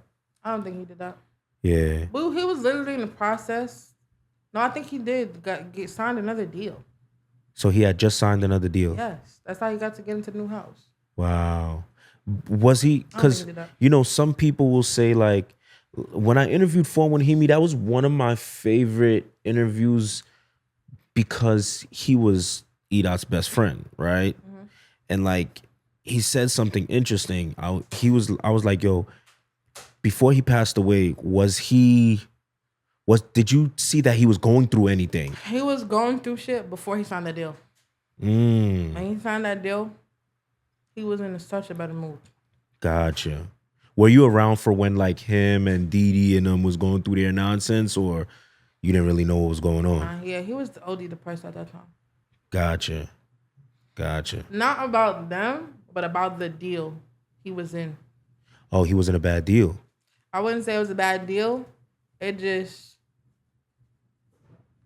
was like, you know, when you run through that money, bro, and you got all these bills, you just ready to, you know? Yeah. It's hard. And he's a kid dealing with all that. Exactly. That's what I'm saying. Like, he just wanted to grow up so fast.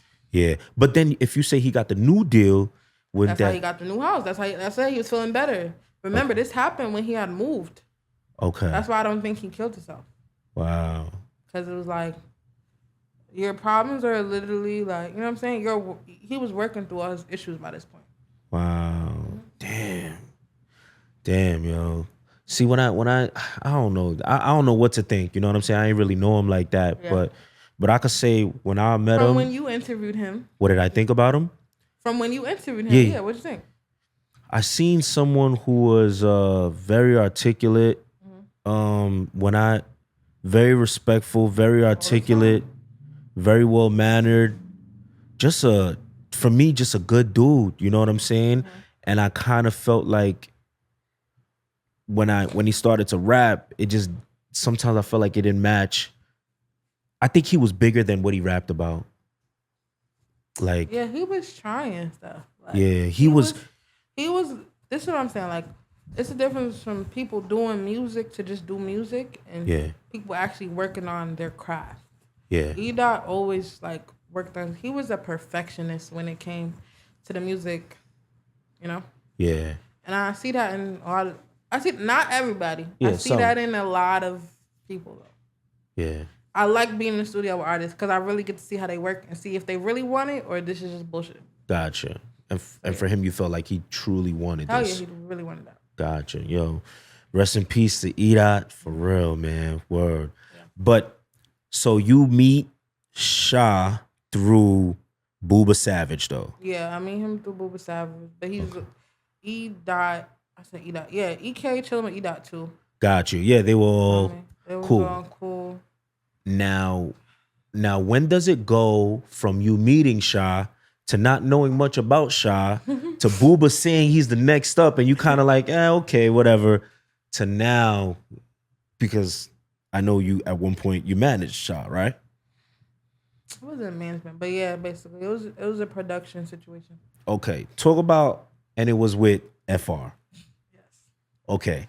I gotta talk about how it got to this point. I would love to know how it got. How did you guys even decide to work together? You, FR, and Sha. And then I want to know, how did it get to the point where it just seemed like it crashed? I was a risk taker, bro. Okay. You feel me? So I get the studio. I'm doing interviews at the studio. I'm meeting mad rappers and stuff like that. Cool. I met D-Thing. I interviewed D-Thing. I interviewed D-Thing. I interviewed Booba. I'm interviewing all these people. You interviewed B-Love too, right? Early. Yeah. You interviewed all. You got them early. B-Love was so shy at that time. How about Sha EK? He was drinking a water bottle that had no water in it. People keep saying that, but like, he was mad high. Okay. And it's no knock to him. He's young. I also feel like that's their first interviews. Yeah, no, it's nothing wrong. I'm not saying it's not wrong.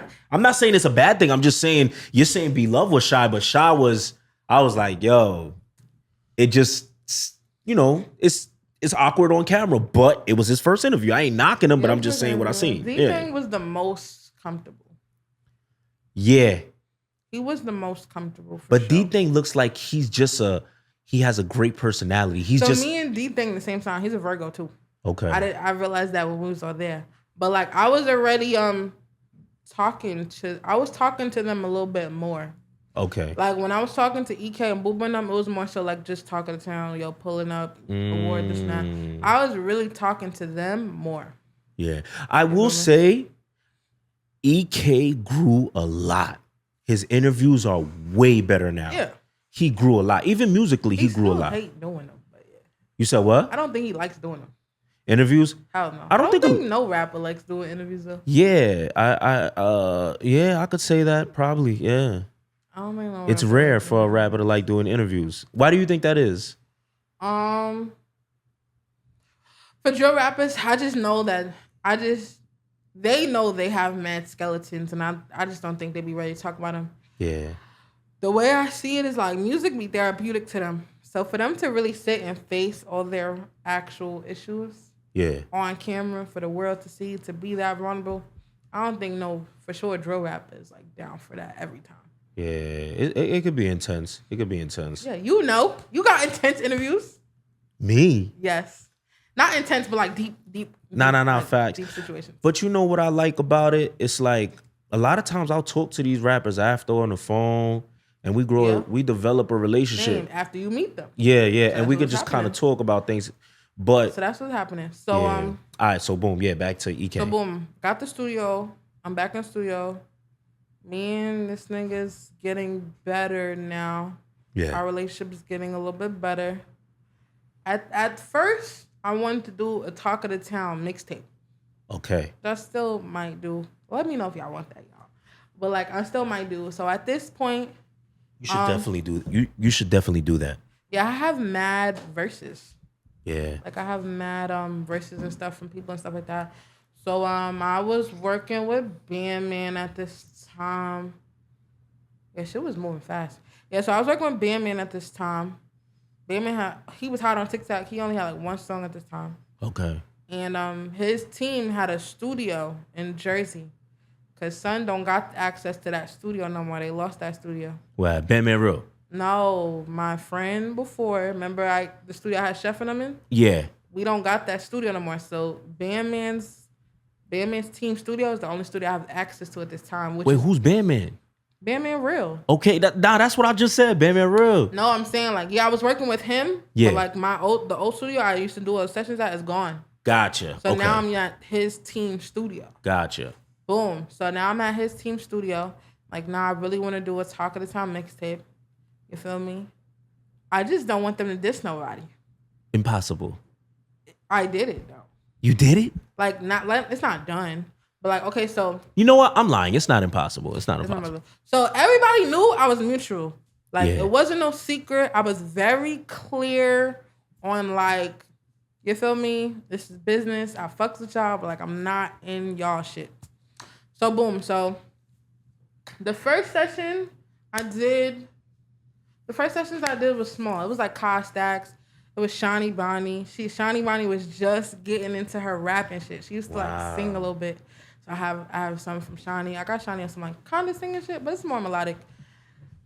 First session I have was Shawnee, BTB Dez, Kai Stacks. It was like it was a whole melodic session basically. Yeah. Gianni. It was a melodic session. Boom. So, but this wasn't that Bandman shit yet. Right now I'm paying studios. Because I had no access to a studio. Yeah. Boom, Bandman now. Now I got access to this studio. I'm like, all right, bet. I'm using his team studio now. So now, next session, I'm in Jersey. It's closer to the Bronx. I'm going to shoot to get Bronx niggas here. Yeah. You feel me? So now, but now I'm in Jersey. So now I'm hearing about Mr. Chicken and Bandman and all these other people. I'm hearing about all these other people. So now I'm like, all right, so Papa the Don, London. So next session I invite Mr. Chicken, Billy, Papa the Don, London Hill, Sha EK, and that was it. Okay. So I invite these 5 to the stool. Gotcha. It was EK's birthday. Okay. So I'm like, damn, he not gonna come to the studio on his birthday. This nigga came to the studio on his birthday. Yeah. That's what's up. I was like, that's what's up. So I'm like, boom. So I have a record with him and Billy B. Wow. Yeah, that I wish they would tell them to put that shit out. Whatever. But yeah, I have a song with them. I have a song with Mr. Chicken was hot at this time. Yeah. So London, Hill, and Papa the Don was all on that Mr. Chicken song. And then Billy did something with EK. Everybody had the vibe. So it wasn't a lot of music. It was more so vibing.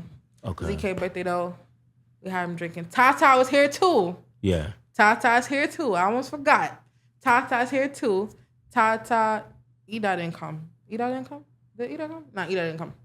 Edot didn't come. So it was EK, TOTT, Papa, the Don, Mr. Chicken, London Hill, and Billy B. Yeah. Vibes. We all just vibing. Billy and Sha got a song. London and Billy got a song. They all got songs. There's just a whole bunch of songs going on. CK birthday, we got him drinking and shit, whatever. So I'm like, nah, this nigga came to the studio on his birthday. Yeah. I don't think no artist would have ever, you know what I'm saying? To meet with other people they don't know, to do something for somebody else. Yeah. You know what I mean? Like, I saw that, I'm like, nah, this nigga is determined. Yeah. You feel me? I had to set up a separate session with D-Thing and shit. But D-Thing and Bando's song, Like, was a song from the mixtape. But I let them put it out because that shit was hard. So when D-Thing and Bando was recording, they kept saying Woo Lottie and all this stuff. I'm like, yo, don't diss nobody. They're like, no, that's my man's. I'm like, oh. I didn't know. Yeah. But yes, I was listening to every song, making sure like nobody dissed nobody.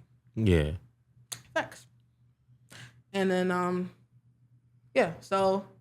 boom. So me and my friend at this time, he like, nah, I'm gonna help you with this mixtape. That shit gonna be hard. Yada, yada, yada. The melodic session, he wants to get on the song, bro.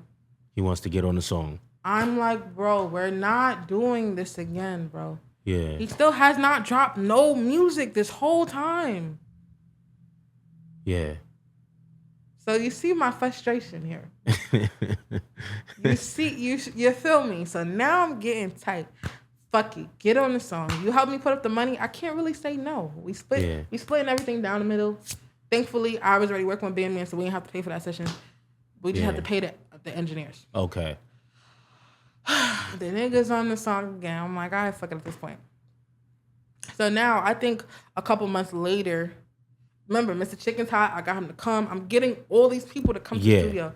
So he's seeing this. You feel me? So he's working his mastermind plan. For me, I was just like, I already remember how EQ got me with the whole consultation thing. Mm-hmm. So what I'm going to do is I'm going to have artists just sign finder's fees from jump. So that way when I do stuff like that, I'm good. Yeah, you're situated, right? So now I'm dishing out finder's fees to artists. You feel me? I only did 2 people. Like I did Rax and EK. Okay. I did a finder's fee both of them. Like I'm gonna pitch y'all. If y'all get picked up, 5%. All right, cool. EK was on his block. I pulled up to his block. We locked in. We talk about it in the car. Mind you, I don't drive at this time. So my friend at the time is seeing all of this and is like, you should sign him. I'm like, I don't know about all that, bro. Yeah. You feel me?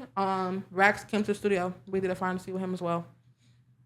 But it was just me. Remember, all this is under my production shit. Yeah. You feel me? So, boom. These are only 2 I got on the finder's fee. So now I'm promoting them, sharing them, trying to get them signed now. Like, we locked in. I'm not thinking I need anything more. You feel me? I'm working on Talk of the Town. I'm paying studio rent.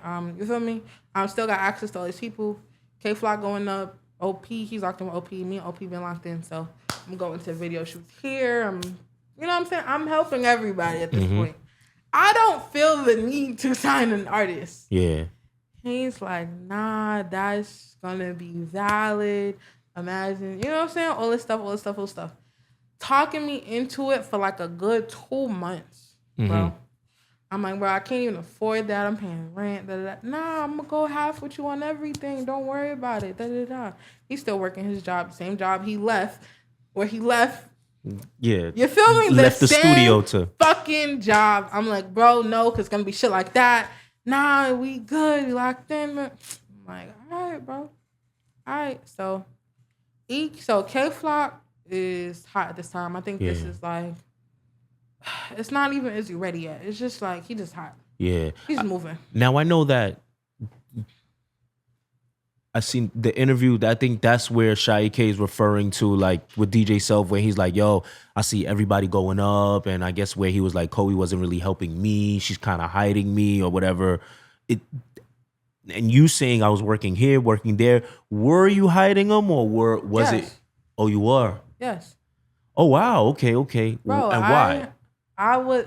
I never wanted to sign artists. This is my friend that's my friend at the time that's telling me like, no, you should capitalize on this moment. No, you should do it. So I'm not 100% in it. Gotcha. You feel me? And now I'm worried about safety of the studio. I have different artists coming. I'm worried about my relationships with other artists. I'm worried about like all of that stuff. Yeah. You don't give a fuck because you're anonymous in it. You know what I'm saying? So for me, it was more so like, all of this is under me, regardless to like what happens. All of this is still under me. It's under my production company. It's all under me. Yeah. So like, yeah, I wasn't with it, bro. Okay. But I believed in EK. Okay. I'm like, nah, he's next. Yeah. You feel me? So I was just helping him. I was just doing shit, helping him. Yo, you need a session? Yo, you want just whatever, like whatever the fuck I could. Yeah. So he's in my stop doing that for free. Stop doing that free. Make him sign. So boom. So I'm like, all right, cool. We're gonna sit with the lawyer. We're gonna put together a contract. We're gonna half on everything. Yes, I bet. Sat with the lawyer. We put together a contract for him. It was only for like a year, I think, or whatever case may be. But EK has mad songs at this time because he's recording. So he's just dropping trailer after trailer every day, trailer after trailer. So I'm like, all he needs is music videos and he's Gucci at this point. Hold on. Sorry to cut you off. Now the contract. I remember, I think EK was basically also saying like the contract was a bad contract. Like, so the way production contracts work, period. Whatever the production spends, they have to make that back. And then pay out the artist. Yes. Okay. Gotcha. And then so the production contract is usually like 80-30, whatever. I did 50-50 with him. No, I did 40-60 with him. Okay. Because I didn't really want to do it. Yeah. And I just felt like, nah, like he needs it more than we do. Like, why the fuck would we take a bigger portion? Yeah. You feel me? And if we're not going to be spending much, because he already kind of hot, we're not spending much. You feel me? So he could have 60 and we'll just take 40. Son did not want to take 40. He was livid. Yeah. What, he wanted the 60? Yeah. Okay. I wasn't going to do that. Gotcha. I didn't want to do that. Okay. So now y'all do the split. The split is 40 you, FR, 60 Sha EK. No. Me and him are splitting 40. So it's 20-20. Yeah, no, that's what I'm saying. Like the 40 is going to y'all both. Yeah. Now y'all have 20 apiece, and then the 60 is going to Sha EK. Gotcha. You are okay with it. FR's not. Yeah. Gotcha. So he feels like I'm doing bad business because I'm cool with these niggas. I'm letting them walk all over me, this, that, and the third. Me and EK are still building our rapport at this time. He don't really know me like that still. But I'm the only one that was like still trying to help him with the music. Yeah. Aside from his engineer, because he's still recording songs. You know what I'm saying? Okay. Like Angel's still locked in with him. So Lil TJ, Lil TJ's cool. Booba Savage could do but so much. He's a kid. You feel me? And then K Flock and all these niggas going up. Edot could do but so much. Everybody could do but so much. Yeah. You feel me? Keem wasn't even rapping this time. We was hanging around. They was hanging around Blockwork. Blockwork wasn't serious at this time. Yeah. So it's literally just EK and Lefty and B Dot, and they're just trying to figure it out. So I'm like, nah, y'all halfway there. You feel me? So now I just need, like, at this point, I gotta collect the beats. So I'm trying to get him some money. I'm trying to get it going. Wait, before this though, we once the contract was done, he wants to do this big signing for EK, bro. Like a party or something? Yeah, it's like we booked the office, got balloons, Mind you, the finest I already told you, we did that in the car on some discreet shit. Yeah. You feel me? So now you want to do this big thing. I'm like, none of these pictures are going nowhere. Yeah. Because it's top secret. I'm still working my business. Yeah. You feel me? So, yeah, he wanted to do this whole sign thing, got a vlogger and all that stuff. Cool. And Edot came. Yeah. Edot was there again. So he sees me. He sees Edot literally seen everything, bro. He's seen everything. Feel me? He signs the production. We locked in. Feel me? He just like, I want to go up. He popped his first bottle. He had never popped the bottle this time. So we trying to show him like different shit. You feel me?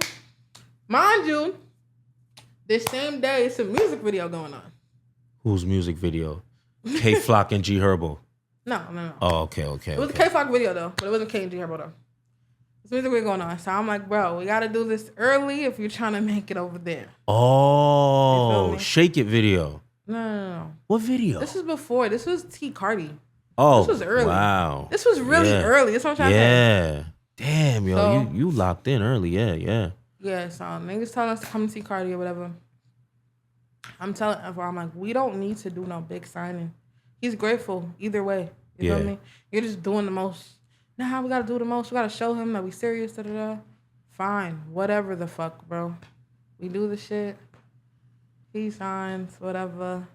We don't even make it to the video shoot. We ended up in traffic or some dumb shit. Damn. So I'm like, all right, whatever, bro.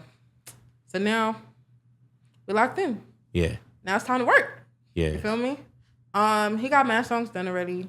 Now I'm just like doing the back end work, finding the producers. The next day, he like, I want you to music video. I'm like, all right. Like, with who? He like, Blockwork. I'm like, Because like at this point, I want to work on him himself.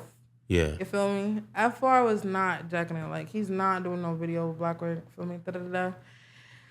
This song is the D&D song. Wow. So now, obviously, right? That it had to be that one. Yeah. So now I'm like, bro, you feel me? I know Blockwork your mans or whatever, but we locked in with you. You feel me? So don't mind covering the video, but Blockwork got put up half because like he's not our artist. You feel me? So Blockwork put up half or whatever, and I got a cameraman. Went to Manhattan. It was Blockwork's birthday, I think. He had a like hotel or some shit. Got a cameraman. I linked EK in the Bronx. We got, some calm shit for him to just throw on. Because I was tired. I read comments. Yeah. So I see people like, oh, we tired of red sweater, shit like that. I'm like, nah, we're going to get you something else. Yeah. You feel me? So get him something else, whatever. FR, not jacking none of this. So he's on some, I'm not putting up. Because I'm not jacking none of this. Yeah. So, boom. Wow. I got all that stuff myself. I got the video myself. Got the little fit myself. Whatever, I'm not tripping. Because the song wasn't bad. It wasn't a bad song. I didn't know what they was talking about, though. Yeah. You feel me? But I'm like, nah, this song's valid.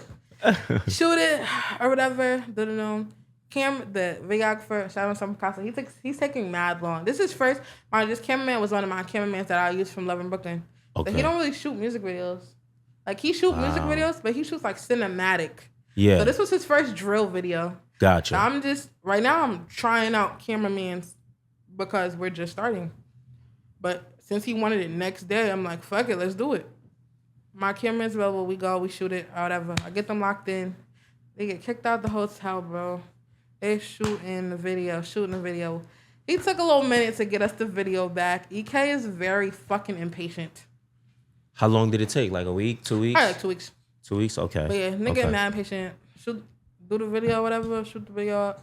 I'm like, yeah, it's gonna go on your channel. Like, I'm trying to get him in the habit of like, like your music is yours. You know what I'm saying? Like, you're the star player. You gotta move like a star. But Blockwork has he says that's his song. It was his song.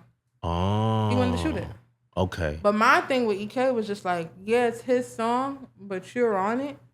And yeah, like, I feel like you should distribute it. Being that, like, you're helping your friend out by giving him the verse. You feel me? But you're the star. Yeah. So it's like, if I'm featured on your platform right now, you're gonna throw this up. You know what I mean? Yeah. So it was more so that, like, if niggas want you to feature on the song, you should take control at that point because you're the star. They're not acting for no reason.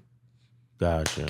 So boom. So damn, I don't even want to get into all the details. You kind of have to, Coey. Like, come on. I'm trying to, because I don't want to say too much, but like, so boom. So D&D is out moving or whatever.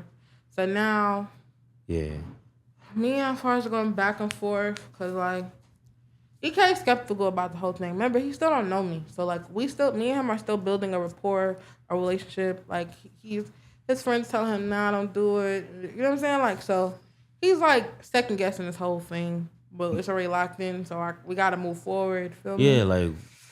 So yeah, so that would get like FR mad because it was like, yo, bro, like he just keeps, you know what I'm saying? He would like not show up, not answer. Like me and EK was talking more than him and FR.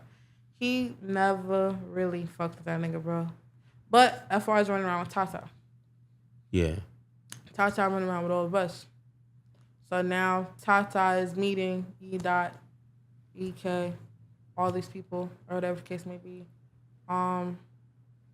Yeah, we just running around at this point. But why is he not feeling FR? Like what is the tension? Why tension there? FR has like this like controlling demeanor that like EK just wasn't with. Gotcha. EK knew very early he was a star and he just didn't know how to like capitalize on that. So like he didn't like just the whole demand and delivery with FR. For me, I was more so grooming him into like, you know what I'm saying? Like trying to develop him as a person. Yeah. Because the star is there. It's just the development. Like, you know what I'm saying? As a person doing business, learning business, figuring out business, so on and so forth. You feel me? Yeah. This is a question I ask a lot of people. Now, a lot of the talking to producers, finding out, collect your sessions. Yeah. You feel me? Like a lot of these rappers, you know, they come from certain backgrounds where their fathers aren't around, right? Yeah. For whatever reason. I always asked, was FR, and I'm not taking FR's side, I'm not taking EK's side, I'm asking, was FR being demanding or was he being straightforward? Because that's two different things. And sometimes people who haven't been around men and they're kind of like raised by their mother, they don't know how to have straightforward conversations, direct conversations with other men. So was he being demanding in your opinion or straightforward? I don't know. Okay. I feel like he never tried to build the rapport with EK. It was always strictly business.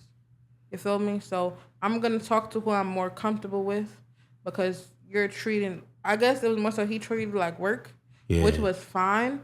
But we have to develop that trust. I know how slimy the music business is. So if he does not trust us, he don't give a fuck what you're talking about. Yeah. You feel me? So I was more heavy on the trust thing. He was more so like, he's our artist. He got to do what we say. Gotcha. Okay. So now, boom. We got to find a cameraman. EK was not super happy with the video. Got to find a cameraman. Oh, he didn't like the D&D video? Nah, not for real. Oh. Yeah, so got to find a cameraman. Boom. We end up meeting. TOTT introduces us to CPD. CPD wow. Films. So TOTT introduces CPD. We lock CPD in for EK or whatever, and then we lock EPD. We locked him in for EK or whatever. We did Shake That. That. Yeah, I love that song. We only did like 3 videos with EK before he was like out of here. Wow. We did Shake That. D&D. We did Shake That D&D and what's that other song? We did Shake That D&D and another song. And One in the Head was already done because him and Wonton was already talking. Okay. One in the Head was already done. Was you there when One in the Head was recorded? I feel like I was, but they record so much music. Okay. Bro. I feel like I was, but I'm not 1,000% sure. Yeah. So, relationship, him and FR are just getting worse and worse and worse as the days go on. You feel me? So I am stressing. You feel me? I take care of my grandma, so I'm taking care of my grandma. I'm running Talk of the Town. I'm trying to show up for music videos and do all this run around shit. And we did something with Edot. We did something with Edot. So we did 4 videos actually. We did something with Edot, FT, something. Damn, I forgot what that song called. But yeah, they did that in Brooklyn. So their relationship's getting worse and worse. I'm dealing with mad shit. I'm dealing with them arguing. I'm dealing with EK not really jacking me, going to help these other niggas. Yeah. And I'm supposed to be helping him. I'm dealing with mad shit, bro. Yeah. So me and my grandma go like a little trip Atlantic City. Nothing crazy, bro. So FR, you're supposed to take EK to the studio. The nigga oversleeps, bro. FR. Yes. This was y'all day to bond. I'm not there. I'm not. You feel me? I feel like that was your day to lock in with him. Mm-hmm. You feel me? EK is hot. Him and his friends ready to go to the studio. I'm like, yes, booked already. He's hot. He's like, yo, this is why I don't like this nigga. I'm like, oh my God, bro. Damn. So I'm like, we gotta figure something out. We're gonna figure something out. So at this point, I'm like, yo, I'm gonna get my other friend to help. You feel me? You could just be the silent partner. I'm gonna get my other friend to help because I need help. Yeah. Y'all not here. It's too much clashing. You feel me? Whatever. I'm gonna get my other friend to help. So I got my other friend to help us. Okay. To help me per se.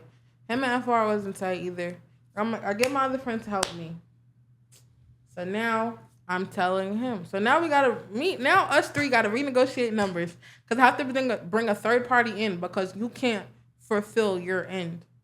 His thing is, he's upset with me because I keep letting EK tell us what he wants to do. He's an artist, you feel me? He wants to express himself. So why are we gonna tell? You know what I'm saying? Like I don't want to. I'm not shifting his creativity. If he want to shoot with his friends and do all that, if it makes sense, it makes sense. Yeah. You feel me? So yeah, I didn't give a fuck about none of that, bro. He did. He's looking at it like you're not about to keep clouting niggas up. Feel me? So boom. He didn't want. Okay, I see what's going on. He didn't want for them to be promoting EK, y'all to be promoting EK. Now EK is taking all the help that y'all are giving him, helping his friends, and y'all don't have no parts or no credit in that. He's looking that deep into it. For me, I'm more so like, I already want to keep this under wraps. Gotcha. But this is obviously what because he's now doing it with 4-1. So that's what he wants to do. Build a record label, small at least. For me, it was more so like, I just want to help him get to the next level, and I'm done. You know what I want to say? And it sucks that this happens a lot with business partners. I think a very important question people need to ask one another is, what is your overall... Long-term goal. Yeah, because we might not be mad. We might not have beef with one another. We just have different goals. And that could be talked about, you know? It could have been. Yeah. So it started getting crazy because once the videos was done, he's developing his brand. You feel me? I'm still anonymous at this point. All I want is like producer credit. So I like credit us in the producer shit. You know what I'm saying? It starts going left when the nigga wants to put his logo on EK's video. I'm like, no. No. Absolutely not. And that's when me and that relationship started getting rocky. Because now I feel like you in it for your own, feel me? Yeah. I don't think you're really here to help this nigga. I think you're really here just working your own agenda. Mm-hmm. So that's when shit started going left, bro. Like, it was more so like, I'm really trying to help him, feel me, situate himself, and this nigga just had his own agenda. Yeah. You know, I have to ask this question. Now, so it looks like he wants to run a label, which, like I said, he's doing now, right? Talk of the Town was never a label. Yeah, I think that's what it is. I think that's literally the answer. Y'all just both had different long-term goals. Right. Because when you look at videos, yeah, record labels kind of do put their logo. Like, sometimes you'll see certain things by Warner's. But again, before we locked in, we agreed to keep it anonymous. Oh, that's true. That's true. You feel me? So I'm doing this because you my mans, because I believe in this kid and because I'm going to have help. Yeah. You feel me? So I'm literally like, I don't want to. Yeah. Because he still has beef. I'm still working with his, you feel me? Yeah. Like, risking it all because I believe in the vision. Gotcha. As I said, I was just taking risks at this time, bro. Okay. At that time, like, what is it like working with EK as far as like, is he? Cause bro, we was figuring it the fuck out, bro. Yeah, a lot of these kids come from really horrible backgrounds, rough backgrounds, lack of money, this and that. What was some of the things that I guess like you had to assist with or FR had to assist with? I don't know if I can say all of this, bro. Like I don't want niggas being that. I mean, but it was some stuff I didn't bother because they're kids, and I'm not gonna leave a kid without. Because like I told you, I worked in after school. This is my culture. This is like I enjoy helping. You feel what I'm saying? Yeah. I just enjoyed helping. I'm gonna back in that. If that doesn't come back in residual, no. Okay. FR. Yeah. Gotcha. I don't believe that. Okay. I think that how you treat people is what you get back. Gotcha. He's more, I guess, iron fist with the business. Mm-hmm. You're more like, okay, let's try to grow together. Let me try to help you. Things like that. I feel like that's worked out. We're still cool to this day. Yeah. You feel me? That's why I do this, bro. I want to see you get to your best self. Gotcha. Yeah. What did you say you don't know if you could say or something like that? Bro, niggas, I don't know. I don't know if I should say all that. Okay. All right. I don't know if I should say all that. But like, yeah, we had to assist with a lot of stuff. Okay. With EK. Is this like... Because remember, he's not moving solely. He's moving his friends. Okay, so is it, when you say assist, is it music or outside, like outside living condition? Like no, they ain't have to live with me or nothing. Oh, okay. For me, more so, I would just keep them out the hood for safety. Gotcha. So yeah, y'all come to my studio. Y'all chill here. We could whatever. I'm gonna talk to y'all. We gonna work it out. You know, just so y'all not in the hood. Gotcha. Doing dumb shit. All right. Because this is my investment at this point. Yeah. So I want to keep you safe. Gotcha. Okay, I understand. Now, when the label, when he wants to put the logo, you don't want to do it. Things start to go bad. Now, but y'all still talking, obviously. We're still talking.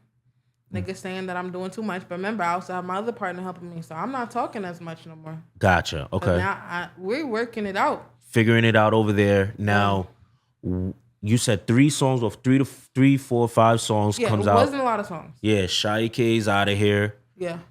I was really just trying to get the nigga money. Gotcha. Cause like I felt like he was missing out on so much money. Okay. But in the meantime, D&D is moving on TikTok. So he was collecting his UNIMS checks, but I had him getting a little bit bigger checks. YouTube was a big for me, so just get him right. Gotcha. Are you there when Blockwork sues? Are you there when Blockwork sues or no? When Blockwork sues? Doesn't Blockwork sue Sha EK for D&D? No. Sues? Tries to or something. There's a story out there like that. That Blockwork tries to sue Sha EK for D&D or something. He probably attempted, but that didn't go through. You never heard of that? No. Coey, you cat. No, I didn't. Did you see my interview with Blockwork? I did not. You asked him that? No, I asked him why he did what he did. And what did you mean by that? So, when we was negotiating deals with I didn't tell you. Like I said, me and my partner, I had to find another partner because me and him was rocky. He on the back end signs Blockwork. FR signs Blockwork behind your back. Back end, yes. You don't know that. Nothing about that. You don't know that. Sha doesn't know that. We don't know that. At this time, is Sha beefing with Block at that time or not yet? Oh man. Okay, so then. Not yet. So Blockwork is not entirely wrong. He probably didn't know. He probably thought like, all right, Blockwork says that EK talked him into signing with Sun. Okay. EK says he knew nothing about that. Wow. So I don't know. That's why when they beefing, I don't know what side combos they have. I don't know, bro. The only reason I knew this nigga signed Blockwork was because he tried to book like a package deal with me to promote Blockwork. And I'm like, no. Wow. You feel me? I just feel like at that point you went behind my back. Yeah. If you wanted to do your own thing, you could have just said that. Yeah. Because we're not doing our own thing. You're still our silent partner. It's locked in on paper. Yeah. You feel me? So even though me and my mans is working the magic, you're still eating. For you to go make another situation, no. Like, that was weird to me. Gotcha. Okay. So now EK feels like I knew about that. Oh. So this is where shit start going left. This shit start going so left. He thinks you know about it. Now, yo, you really never heard that Blockwork was trying to attempt to... No, I'm going to tell you what happened. So, he, like I said, it was Blockwork's song. We distributed on EK. Remember, he's locked in with EK and Blockwork at this time. He signs a production or distribution for like $50K or some shit like that for the D&D song. Not telling none of us. Not telling Blockwork, not telling me, not telling EK, not telling none of us. So now when we're trying to take EK to get a deal, they're trying to see who owns that song. Some fucking company owns that song. Wow. You feel me? So now the numbers we was negotiating, we had to renegotiate or we had to buy the song back. Whoa. So when I interviewed Blockwork, I asked him why you did the distribution deal and then telling us. He said he didn't know about it. And that was my first time hearing Blockwork didn't know about it. So this whole time, me and Blockwork had this whole endeavor because I'm thinking him and him did that together. Yeah. But I'm finding out when I interviewed Blockwork that he didn't know about it. Wow. Yeah, I feel like, that nobody was talking. There wasn't nobody's much... talking. That's why, like, they beef. Like, I don't got nothing to say about that. Gotcha. Because it's deep. You know what I'm saying? Like, you fucking with people money. You're fucking with people. You know what I'm saying? Like, niggas ain't just doing this shit for fun. Yeah. Now EK, he now, I guess somehow little TJ gets involved. Yeah. So boom. So D&D is moving. Yeah. We bought the beat, I believe, or we're trying to buy the beat. I don't remember. But me and son trying to buy the beat. Lil TJ hits up EK at this time when D&D is moving. You feel me? Now, once the shit moving, everybody's spinning back. Yeah. Everybody wants to lock in. Everybody's around. I'm all for working with Lil TJ. Feel me? Yeah, of course. Lil TJ never hit me. You say he never what? Lil TJ never hit me. Like, we still, like, haven't... I know he hit him, but, like, Lil TJ didn't hit me. He had the Noodles hit me about EK. So, me, Noodles, and my friend trying to get EK a deal, bro. Trying to get EK a deal. And FR's not really in the picture anymore. He's still locked in on paperwork. No, on paper, yes, but like physically, he's not really around as much. No, because we don't know what he's doing, bro. Okay. He ran around Blockwork at this time. They don't fuck with each other. So gotcha. Now, and they wasn't even not fucking with each other yet. Here's what happened. When EK started going up, we did his first show. Feel me? We brought Blockwork because D&D was moving. That show made D&D go crazy on TikTok. Okay. That one show. So that show with Blockwork, EK, Edot, PJ, all of us. That one show had TikTok going crazy with D&D. Okay. So all that stuff came later. So EK is looking at it like, damn, I was helping you this whole time. You did that shy shit, and then come to find out, like, it's fucking up my money. So yeah, EK was on hot. Gotcha.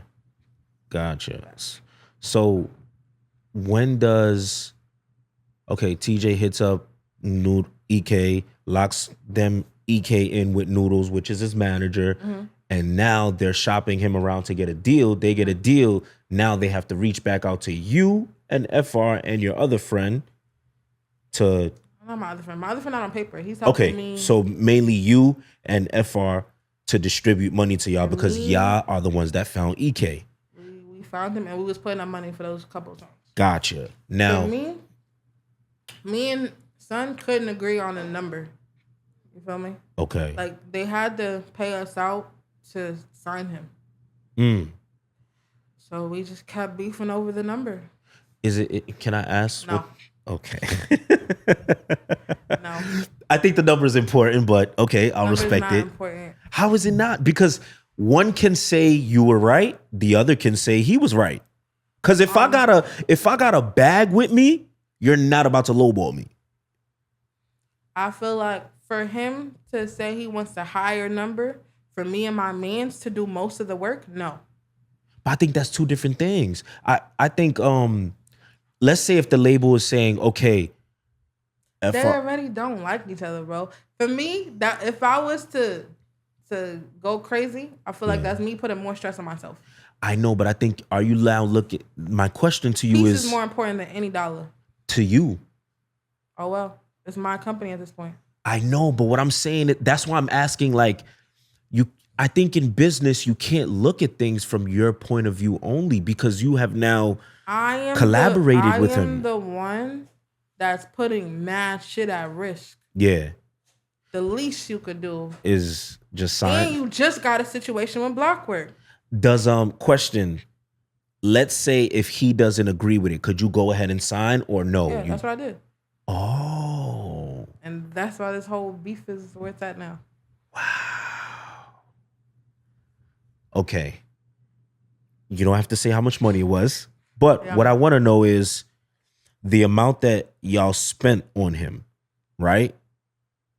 Like, would you say that y'all got a fair share? We got that back and more. Double, got back triple? What you spent and more. Wow. You should be happy. Okay. For a situation that you were silent about, you didn't have to do nothing. I feel like I'm not greedy. Yeah. You feel me? I don't feel like it was necessary to be greedy. Mm-hmm. I know how hard he worked for it. Like, I see this nigga working every day. Sha EK. Yes, I'm not about to like go crazy. It's not that deep. Gotcha. I'm looking at it like I've been finding artists. Yeah. So I'm not looking at this like a life-changing situation. Yeah. I want him to change his life, and I'll just find somebody else. You want to just move on from this situation anyways. It was stressful. Yeah, I wanted to move on from it. I was OD stressed out. And it was more so like, I just wanted him to be Gucci. Gotcha. You know what I'm saying? Like, that's what we do this for, right? Yeah. Aren't we doing this for artists to be their best selves? Yeah. You feel me? So, like, I mean, and that's why I'm like 50-50 on signing anyone. Because, like, I feel like the music industry makes you a demon. Gotcha. It makes you shice. It makes you grimy. I don't want to be that. Understood. I want to see everybody be their best self. Understood. Now, that happens, whatever. Man, I had a question too. Now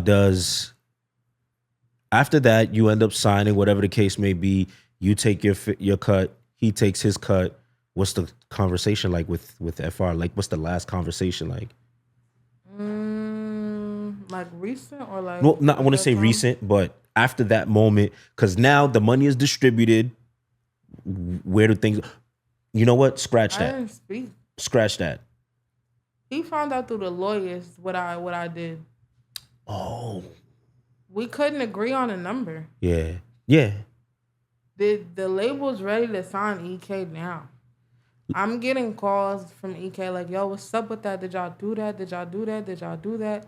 Literally every fucking day. Yeah. Because he's ready to sign a deal. Yeah. Probably not every day. I'm dragging it. But like a lot. Often. Now, is he getting mad at you? Or noodles. Yeah. Yes, he's getting mad. Okay. And this nigga's like, no. I'm like, you're not going through what I'm going through, bro. So I talked to my lawyer to see if I could do it, and I ended up doing it. Yeah. I had to make sure I could do it. Of course. And then, like, which led to great things. You feel me? I'm locked in with the label. I helped Bandman get there, helped Kenzo get there. Yeah. Helped niggas get signed. Fuck it. Too rare. Fuck gotcha. It. So, like, I got a good rapport with the label. So. Okay. Which also they hired for third party. You know what I'm saying? Like, I feel like it was worth it. Yeah. For me. Gotcha. In my situation, and you knowing the situation I was in, you feel me? Like, yeah.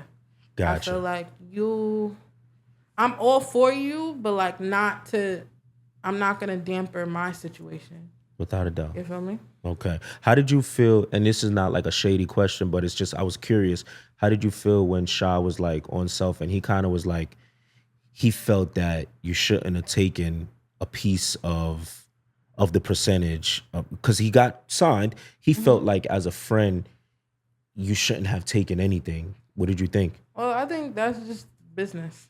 Yeah. At that point, it's like, the more you understand business and you learn that like everybody's there for something. I don't even want nothing crazy, but like I wanted something for the time, the effort, you know what I'm saying? Yeah, I think a lot. And either way, I had to give something. I mean, I had to get something. Like, it had to be in exchange for that to go through. Gotcha. You feel me? Like, it had to be in exchange. Makes sense. Okay. Because of what was invested. Gotcha. Yeah. Wow. Because if it was an exchange of what was invested, I would still own those investments. You know? So like I hear him and like, you feel me? But I feel like we met on business. Yeah. But I still fucked with them though. But we met on business. Gotcha. Okay. Understood. Now that obviously put a strain in your relationship with FR to where I don't really see you interview nobody from 4-1. On his part. On Not his because they part. don't want to. Okay. Just because he doesn't want them to. Now, something I seen, I'm just gonna say what I seen. What did you see?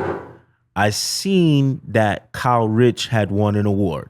Did he win Best Artist? What was it? Best Male Artist. Best Male Artist. Kyle Rich won Best Male Artist. Shout out to Kyle Rich.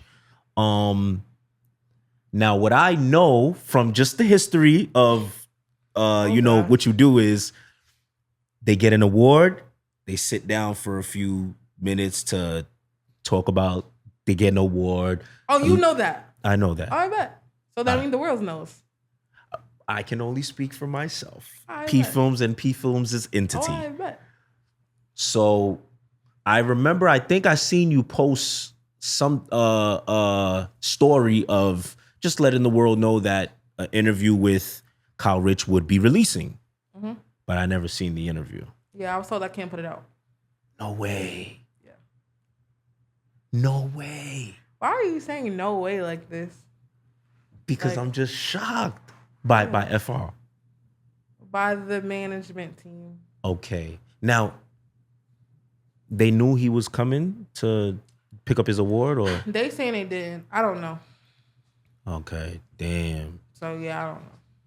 Now, did you speak to Kyle after? Like after, yeah. So I was at a 2-Rare show. I was supposed to go.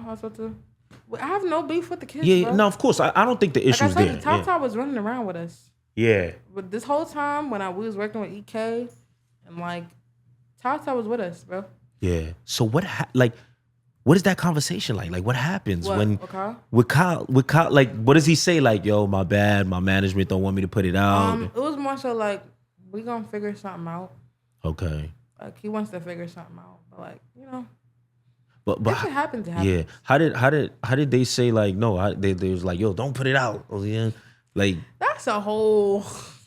Please. Okay. It's a lot. All right. You gotta ask them. Maybe you should get him on the couch.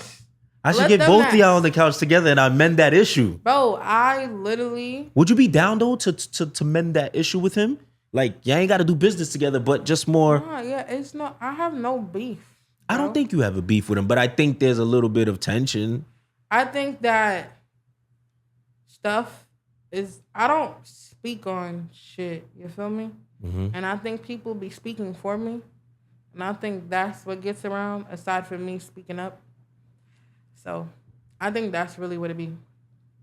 Cool. I feel like if you hear something. If you hear I said something, hit my phone. Yeah. If you hear I did something, hit my phone. Do you feel like you wish at that time, you wish like he would have kind of just reached out to you and y'all just had a mature conversation instead of, oh, y'all have tried? Yeah. I mean, he's making money, y'all making money. I guess you making money. I guess for me, it's like, what's the... That's what I said. I don't know, bro. I'm about to hit up FR after this. He got to come up here again. Ahead. Yeah, bring him up there again. Because it's really not that deep for me. And I fuck with the kids. Yeah. Well, yeah, I fuck with the kids. What's the well? I don't know how they feel about me. I don't think they got an issue with it. Yeah, I don't think so either. Yeah. Because if Kyle could come, get the award, and do an interview, I don't think there's an issue. You know what I'm saying? Sucks that they won't be able to see the interview, but... I don't think there's an issue. Yeah. But the label wants me to do one with them, though. Their label? Mm-hmm. So what does the label, like, how can... I'm a press point for labels. Yeah. So like Talk of the Town is a press point for labels. So, you know? Yeah. I don't know.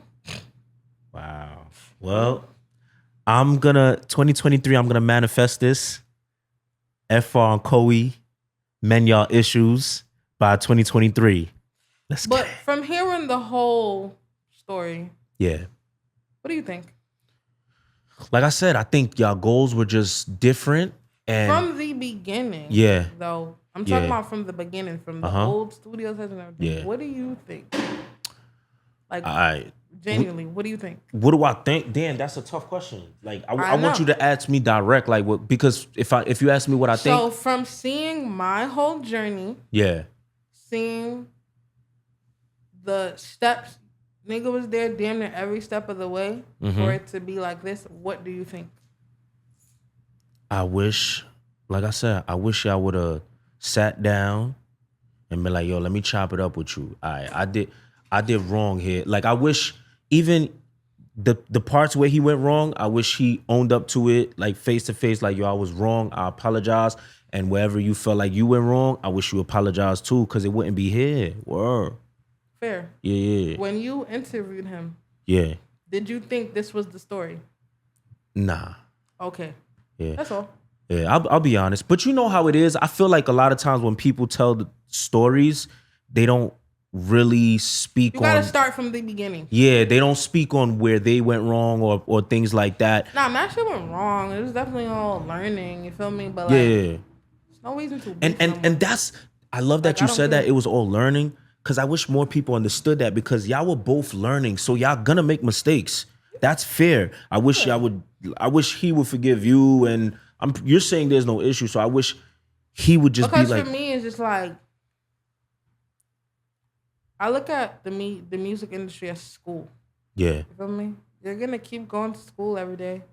It's gonna cross paths somehow. To the point where the labels even asking me to fucking interview. You know what I'm saying? Yeah. Or asking Tucker to interview. So it's just like, I don't care to like keep arguing about that. It's just annoying, bro. Gotcha. Like I said, my peace is more important. I'm not about to... Nah, I feel you. I totally feel you. Word. You know, you mentioned the award shows.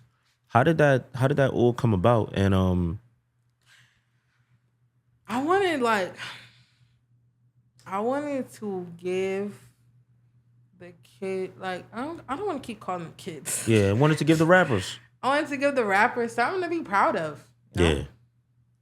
Yeah. And you feel me? I think a graphic is cool, but like something tangible. Something that wasn't gonna cost too crazy, because I was still trying to figure it out this time.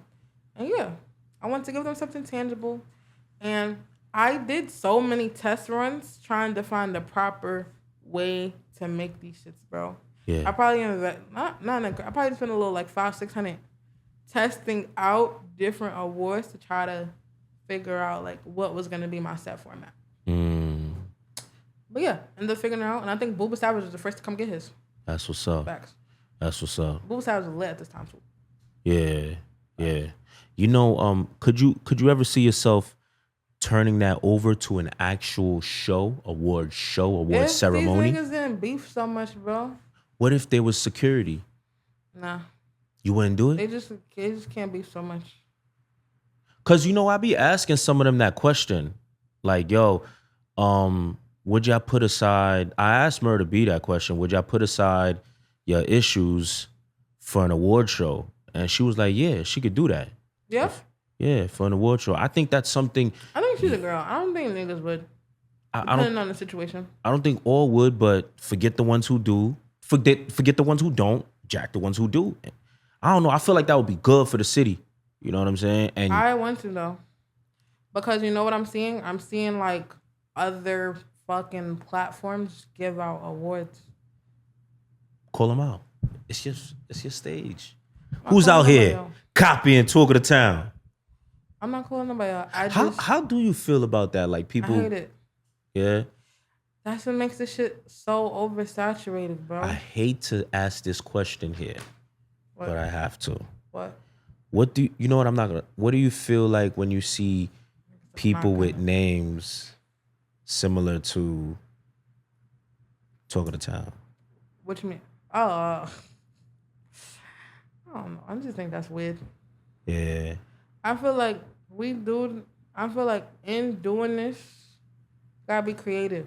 Mm-hmm. If you can't be creative, I don't know. I just feel like being a creator, you have to be creative. Mm-hmm. That's all. Yeah. That's what I'm saying. Okay, you gonna keep it at that? Yeah. That's nice. That's nice. With you saying that you're seeing a lot of people do platforms, do this, do that. We have now drill blogs coming into play. You know, some of the most common, popular ones. You got Swayze was the one I first seen, to be honest. Would you consider Talk of the Town a blog? Are you Swayze? You know, that's what the world want to know. I know, right? Nah. You cool with him? Y'all spoke? We spoken, yeah. I spoke to him too. I want him to do an interview. He playing. Yeah. I think for the culture, it would be best if I do the interview, though. I know you're an interview platform, but come on, is it changing your voice? You gonna keep changing your voice? Back Yo, I gotta do word right. You know he's not coming on camera. I gotta do the interview. He's not coming on camera. I know. And you're not on camera. So what the fuck? I know. That's so bad. Like, that's my bro. Gotta be, right? Some ways. That's your man's, bro. Nah, but he was kind of like the first blog I seen. But then I want to ask too, would you consider Talk of the Town a blog page or? Remember I told you we started as a talk show. Okay, so it transitioned into a blog later. Mad blog pages are coming out, and all you got to do to get lit is post somebody lacking or whatever the case may be. So how do you feel about all the blog pages that's posting artists, whether positive, negative? What is your outlook on that? So me and Jungle Ty just talked about this too. Whatchamacallit? I used to do that. Yeah. When I was first starting 3 years ago. But my face was shown, so you know, niggas gonna hit your phone once they know who's behind what. Because I feel like it wasn't worth it. I feel like in the long grand scheme of things, the relationships with music industry is 90% relationships. Yeah. You feel me? So I'm not about to burn bridges for some likes. You feel me? So but I think that like seeing people do that kind of set the tone for other people to do that. So I don't like it. Like as you see, I don't do it no more. I stopped doing that for a minute. But like the team I was working with helped me like realize like, yo, you're old. Okay. Like I didn't see it at the time. I'm like, oh, this is content. But like my team, like El Dre and them, like they was like, bro. And then I would want to talk about it. Remember, because we still doing talk shows, so I'd want to talk about it. They were like, nah. Oh wow. You feel me? So. But they tread lightly on a lot of things, like. Yes, I'm cool. Feel me? Like we could tread lightly, but we could go there. Like I'm not, but I don't want to. I just don't want to. I want to be cool, bro. I got you. It's like I said, peace is more important to me. So like I'm not about to keep. You feel me? Yeah. Yeah. So I just feel like that creates ultimate stress, and that's why those people don't show their face. That's what I think. That's ultimate stress, and if you was visible, it would be even more stressful. Do you feel like, and I hate to say this, but you know it's a real question. Do you feel like if the how can I say this? If the blogger was white, would it be the same repercussions? It depends on where he live at. Okay. Good point. If he white from the hood, yes. If he white in the suburbs, no. Yeah. I feel like we kind of go like what I seen, and I'm just gonna be honest, is people will some of the artists will be offended when you may ask them a certain question, right? But then they'll go on Adam 22 and he'll ask them the same question, and they're like, I'm gonna talk, you know what I'm saying? I question, is it the views that comes with it, or is it the fact that because this man is somebody I don't look at it like that. Really? I think it's a safety thing. How so? When I say safety, I don't mean like that, but like I feel like coming here, not throw shade on none of us, but coming to sit and talk to any of us, that person that they talked about is gonna want to come back. Okay. When they say what they want to say on No Jumper ad, whoever the fuck, it's no guarantee whoever they talking about is gonna make it up there. Okay. So that's how I look at it. I'm like, they want this story amplified because the other nigga can't get up there. But which I think is kind of helping and hurting us because the person that he now said, now Adam gonna look him up. You feel me? So you helping him. Even though you think you hurting somebody by telling your story, you're helping them. You just gave that nigga a platform. Yeah. But that's what drill is, you know? What? Drill responses, options, shit like that. Yeah, drill is literally putting other people on. Like, I get on by putting you on. Like, it's hard for me to get on without. No, I'm talking about their ops. I know. They're putting their ops on. In 48 Laws of Power, I love one of the laws is to stop mentioning your enemy because you make him stronger every time you mention him. So every time a rapper. Just gotta learn that. Yeah, but that's what drill is. For me to get on, I'll never forget. I interviewed JD, and I love JD. I love JD's music. Mention, man, people. Yeah, in my interview, he said, this is not me assuming. I said, how did you get on? He was like, I ain't gonna lie. I just looked up a couple of people that I don't know, and I dissed a whole bunch of dead people that I don't know. That was but he got lit. That's literally what drill is. Make your ops stronger, get lit. Because now you're going to want to respond and the fans are going to go look them up. They're going to get clout. That lasts but so long. That I agree with. At some point, you have to switch over. You got to be an artist at some point. Yeah. You know, I hate when y'all say that. What? I hate when y'all say drill rappers are not artists. Some of them aren't. I disagree with that, but. Some of them aren't, bro. Okay. We can agree to disagree. We'll leave it at that. If I make my debate, I'm gonna win though. Okay. And we'll just leave it at that. Okay. But nah, just because a nigga pick up a camera, he's the cameraman. We had this debate. I know. And I was right. I guess. And, okay, to anybody watching out there, you see, can you be can I take you out of the category of calling you an artist if all you make is drill music? I'm not saying that in that sense. When I think of, I'm saying niggas don't be artists. Like, it's mad things you have to do in order to consider yourself an artist, right? So niggas in the hood be like, yo, I rap, but don't have one music video out. You're not an artist to me. I agree with that. If you're not gonna do it all. You feel me? Yeah. So that's what I mean in the sense of like some niggas are artists.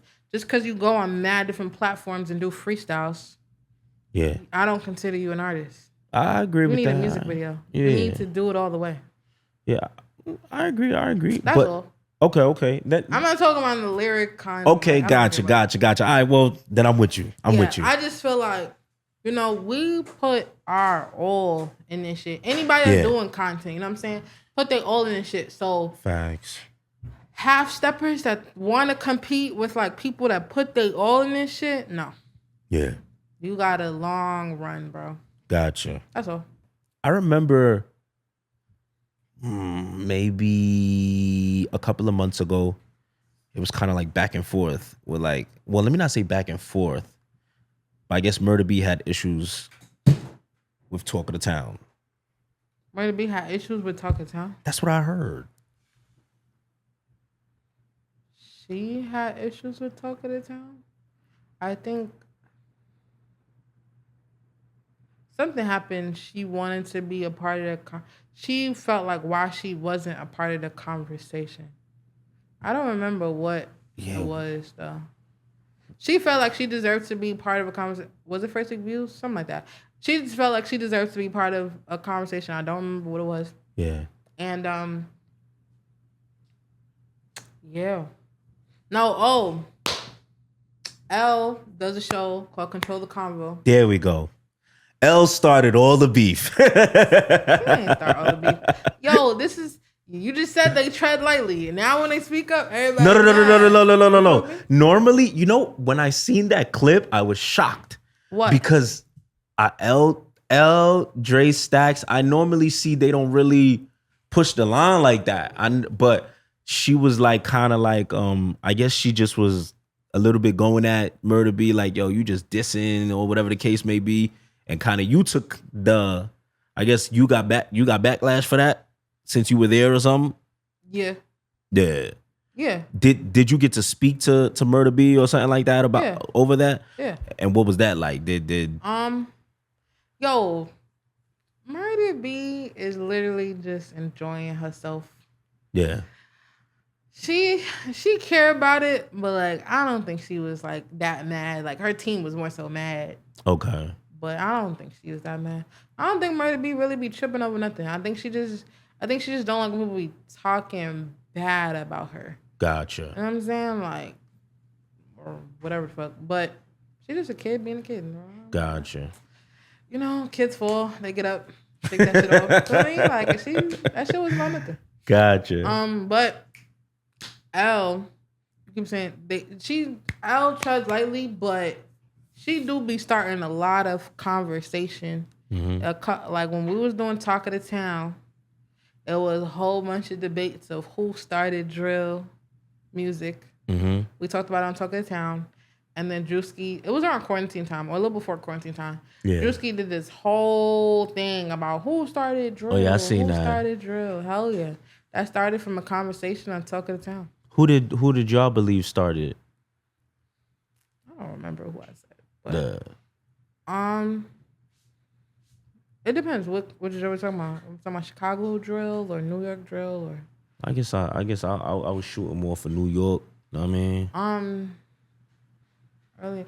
You see, feel me like this. I think back then I was saying like Tutu, Chef and them. Yeah. Was Bambino before that? Yeah, I think Bambino was before that. Mm-hmm. Bambino and Curly was that. Like Curly and them was before. Curly. Yeah, facts. I think that was before. Envy King was rapping for a really long time. JD was really early too. Well, facts. Yeah, I don't remember who I said, but you see, and this is where I go back to like niggas didn't even know about Tweet My Song. You feel me? It was drill songs on Tweet My Song. These niggas just never, you feel me? Gotcha. So like, it's like how far back can we trace it, or how far back did it really start? I guess because like I don't know like who was the first to start it. I ain't gonna stamp that, but like it's a lot of people early on. I guess what people really mean to say when they say that is who made it lit. You know, a lot of people made it lit. Yeah, everybody contributed to making it lit. And if you ask me who made it lit, if we're just asking, like I don't know. I know these guys don't want to consider themselves drill. But I don't know. Bobby Shmurda and them was very well doing.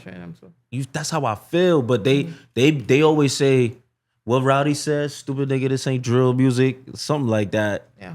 But it reminded me of what I was hearing in Chicago. You know what I'm saying? Not facts. You know, but after that, what I heard, and I could be wrong, was like, Bambino and them. If you go on like Love and Brooklyn, the song I closed out with was Kill Shit with G Herb and Lil Bibby. Like I've been listening to drill music. Yeah. Facts. So like I feel like, you know, that was just hot at the time. Yeah. You feel me? I was just putting hot songs. You know? So like yeah, I think that we was on that early. Gotcha. So like I said, Love and Brooklyn was 2014. Yeah. I don't remember who was making music at that time, but I know it was music out. Bobby had to be Bobby. Bobby got locked up in 2014. Yeah. So and Chewy is some hot.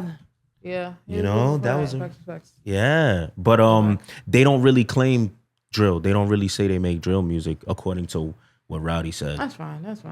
Yeah. But everybody feel like it got a bad stain on the name or whatever the fuck. Yeah. But let's talk about Talk of the Town. Where are you gonna take Talk of the Town? You stepped away from. So like, and this is what I was saying about drill bars. Like, when you post that drama, bro. Okay. Niggas pages be shooting. Yeah. I be feeling like I'm an underdog low key because, like, you know, I don't got as much followers as everybody else on Instagram. Like, Talk of the Town itself. Feel me? So, like, but I work on, like, building relationships. I work on, like, my team. You know, I got Bree Lauren hosting, doing the interviews. I'm more so trying to build a foundation over there. You feel me? Because, like, you feel me? I've always been a resource to artists. And I feel like that's, like, I make that my bread and butter. So, like, I don't want to burn relationships. Gotcha. But it does make for the grind to be slower. But I'm cool with that. Yeah. But the overall goal is for it to be a company. It is a company, but, like, overall goal, I want to see, like, complex. Like, I see big for Talk of the Town. I want to venture into different lanes and shit. Yeah. Gotcha. And I eventually, like, I want, like, everything in one. Talk of the Town, all in one. You can record here, you can make content, you can do pictures here, all in one. Because I didn't have that. Like I said, the little situations I did have, I got kicked out of. Okay. So I know, like, how detrimental that was to me pursuing my dreams. Okay. You feel me? So, you know, if I could just help niggas pursue their dreams early on, you don't know who gonna be what in life. Yeah. So, yeah. Now this was a conversation kind of off camera, but I know you manage a lot of people, but I don't really see, like, you promote, like, in your bio. Like, normally I'll see, let me not say normally, but a lot of times I'll see managers, they got all the list of people. Why don't you take that approach of putting them in your bio? Bro. Why? I hate that. I love it because I know exactly who to go to interview their artists. I feel like working with somebody, you feel me? You should, I mean, of course people gonna hit up that person all the time, but I feel like you should be outsourcing for your client. Okay. You feel me? I'm just not big on stamping shit before I put in the work. That's all. That's it. Okay. I feel like we gotta develop something for me to stamp it. Wasn't you interview? Wasn't you managing Noti? Or at least y'all was working together or something like that? I was trying to help Noti, bro. Noti has his way that he likes doing shit. Okay. I wanted him to think bigger. He think the way he's thinking is big. Gotcha. Back. Gotcha. Yeah, so at that point, that's why I wasn't heavy stamping it. You know what I'm saying? Because I hate that managers and people just collect the flowers before they put in work to help that person. Yeah. You feel me? Like, nah, I'm gonna stamp it when I helped contribute to your situation. Okay. That's all. And that's part of the reason why I didn't want to put the logo on EK video early on. Gotcha. Okay. You feel me? Like, I think morally you put the work in. Because what happens, music industry is shice. You feel me? So once the niggas see you talking about an artist, they on it. Damn. That's what I didn't think. Yeah, that's music industry for sure. Gotcha. So yeah, I just take that everywhere with me. So I guess what I really want to close on is I know you say the music industry is shiesty, but unfortunately, sadly enough, but fortunately, but unfortunately, this is the lane that we're in. So we kind of got to live here and make a home here for ourselves. Now, where do you see the music industry, 5, 10, 20, 30 years from now? And I guess the question is, right now, what do you think of it? How's it going? And where do you see it in another 20 years? What I think about it right now? Yeah. I think, bro, the more these kids teach, I feel like the more you know, the better you'll be. Okay. Unfortunately, the music industry grows every day. So something you learned yesterday is not going to matter tomorrow. Yeah. You know? And I think that's the fucked up part about this shit. Yep. But all in all, it's mad money to be made. Yeah. In every situation, everybody could eat. If it's a situation in the music industry that you can't eat, something isn't right. It's too much money out here for niggas to not be eating. That brings me to an interesting point. When you asked Wayno about, The interview will be out by it. Okay. So you asked Wayno about rappers. A lot of these rappers are now becoming content creators. And he was like, oh, cool, you know, whatever. I feel so different about that. Me too. It's just weird. I'm 50-50. Really? Okay. What's your take on it? First of all, I think content creators make more money than rappers. In the breakdown of it all. Because you gotta pay a manager, you gotta pay a production, producers, publishing. Split everything you may have. Content creator, gotta pay an editor, maybe a graphic person, he's stitching. Maybe the space, that's it. If you got a manager, maybe a lot of them don't. You feel me? I feel like, yeah, they need other revenues of money, bro. But here's my thing. So I see why. My thing is like, in the way people are so demanding to know so much about you, I would love to just paint the narrative of myself rather than people paint it for me. Yeah. I mean, now when you say content creators make more than rappers, are we talking about rappers? Are we talking about I think on a local scale. Yeah. If you local, yeah. On local. But Constant could compete with some rappers, for sure. I think some rappers, yeah. But he ain't competing with no Herbo or no Dirt. That's what you think. You know what I'm saying? I can't see that. And you said what? That's what I think? We don't know. But possibly, because possibly not. Yeah. Because the good thing about music is you can get paid forever off one song. One hit record, a whole label's eating for a minute. Yeah. You feel me? So I think if artists looked at their songs like investments, like stock, like, you feel me? Like, yeah, y'all can make some money. Yeah. I think the fact that it just shows to me that a lot of people don't really want to be rappers. They just want to find a way out. Yeah, niggas desperately want to find a way out. Hence to why I want to have an all-in-one studio. Yeah, and I get that, but it's like, this is why we're not getting the best rappers. You feel me? Because y'all attitude is making it out, not being the best. I heard Wayno say, yo, who cares about being the best? You need to figure out how to make some money. I totally disagree with that. Totally disagree with that. Like, why would you not care about being the best? Like, imagine Drake thought about that, thought like that. He would probably not be doing music anymore. I think it depends on your situation. I agree with that.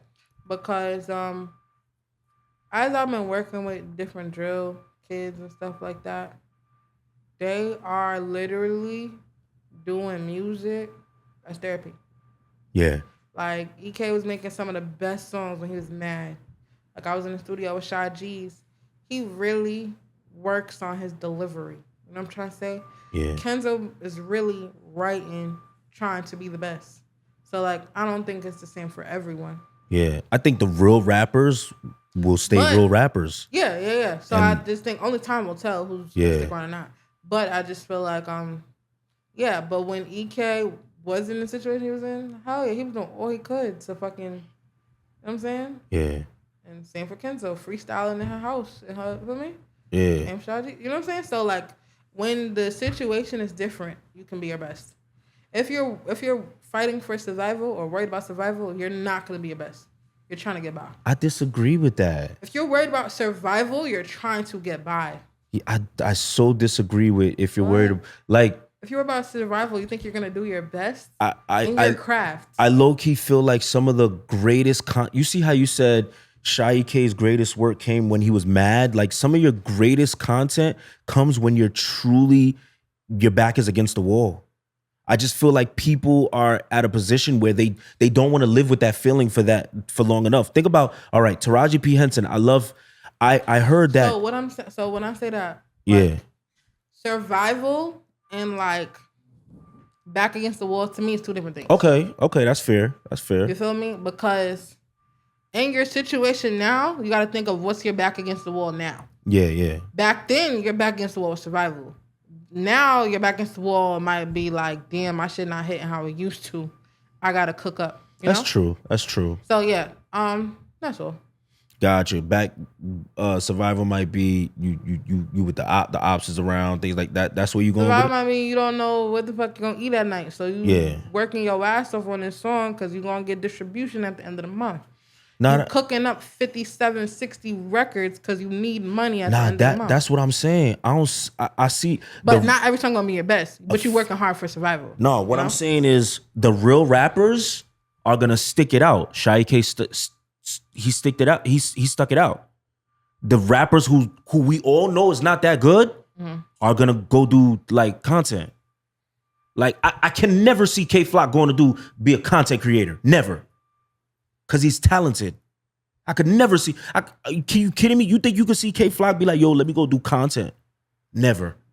Sha EK go do content. Okay, when you say go do content, do you mean like them setting up the camera themselves? Yeah, like this is what they do now. To do pranks and shit. Nah, doing things with Booba and all that. I'm not really saying that. I'm saying more so like this is their bread and butter. Okay, I agree. Like I can't see that. Like I agree. Like I think a lot of people. I just hate that.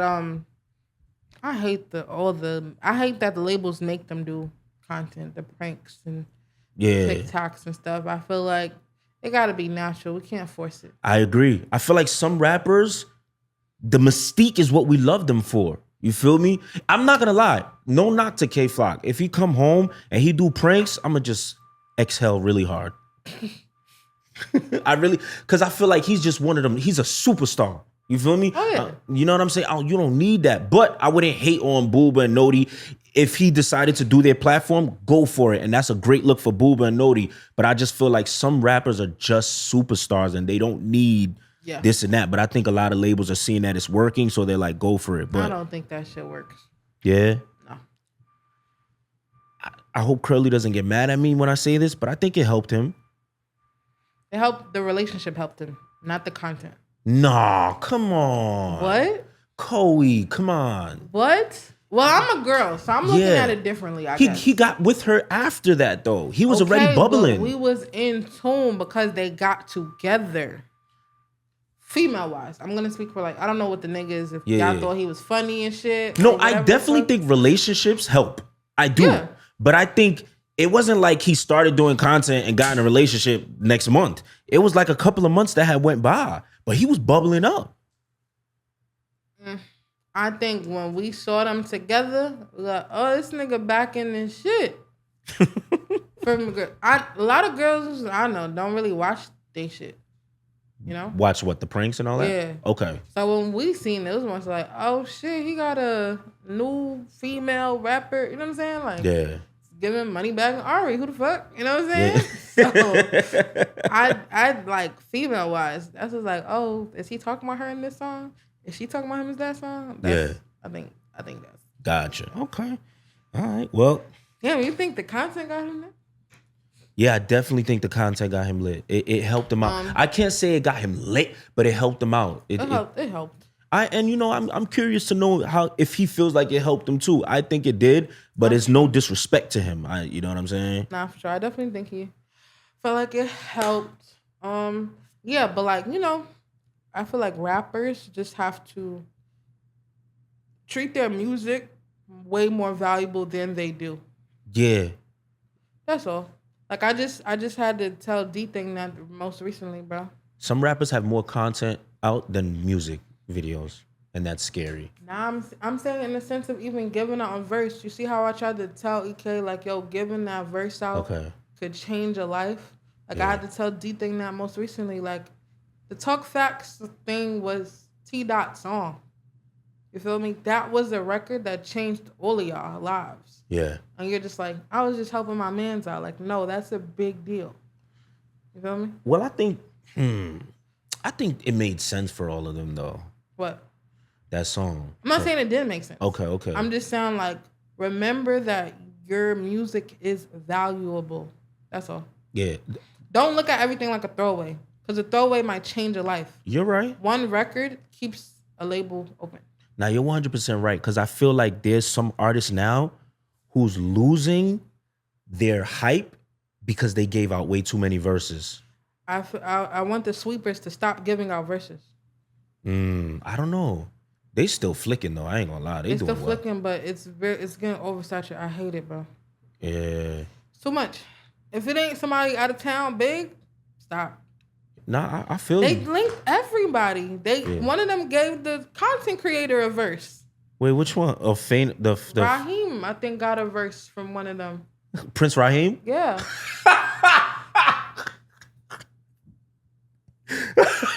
I don't mean to knock. I'm not. It's just funny because it's like, what? How did that happen? Like, what? I don't know. I want them to stop. Oh, snap. I mean, shout out to Prince Raheem. I'm sure he's happy. He hype. I know his shit is flicking. He was already shooting though, I heard. But like, I know he's going up right now. Oh, snap. Yeah, I want them to stop. Yeah, I think it's, I don't know. But you know what I'm interested to know? Who's an artist right now? Last question for, I keep saying last question, but I promise you this is the last question we are ending with. Who's the artist right now? Y'all name is talk of the town. Mm-hmm. So who is the one artist that is the talk of the town? Right now? Yeah, right now. Girl or boy? I'd like one for both. I think the girl that's the talk of the town right now is Kenza, for sure. The guy that's talk of the town right now? I love Kenzo, but I feel like you're saying that because you work with her. No, I don't work with her like actively no more. Oh, okay. But she just got a record with Cali. I know, but this Summer Jam. Female Lola's out of here. Ice Spice out of here. Okay, I bet. Then you're right. Really? Gotcha. You're right. Oh, like Ice Spice then, if we're gonna go there. Yeah, I thought that's who I was kind of thinking, but I'm thinking on the local scale. Gotcha. You're right then. You're right. Kenzo's extremely talented. Yeah. Guys. All right. I don't know I don't have a guy for the talk of the town right now. Oh, really? Nah. I have like, no way. What? How you don't have one guy? Like, who the fuck is your guy? Talk of the town? Yes. Right now, it would have to be. Who? The talk of the town got to be Nstigate right now. I just told you I'm tired of him giving out verses. But they're the talk of the town right now. They're hot right now. Right now. But if you're asking me my favorites, that's a different story. But talk of the town, yeah, you got that. I'll give Edot, Sha G's, Sha EK right now. Yeah. I'm sorry to everybody out there. I'm not mad at that, but am I missing anyone? I'm always gonna look at it from like a marketing business point. Nah, Sha G's doing really good right now. Yeah, Sha G's is doing really good. Doing good right now. Yeah. Sha G's is doing good. With the fucking New Op song, bro.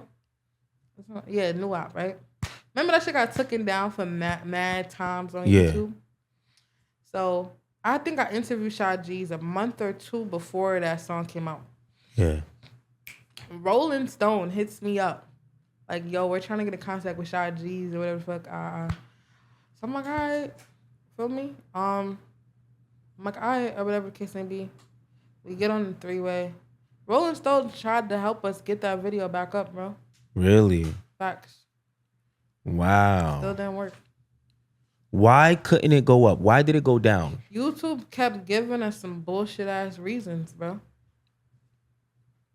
Wow. They would say it's because he's underage, it's because he's dissing, it's because he threatened somebody with a stroller, like the kicking the stroller shit.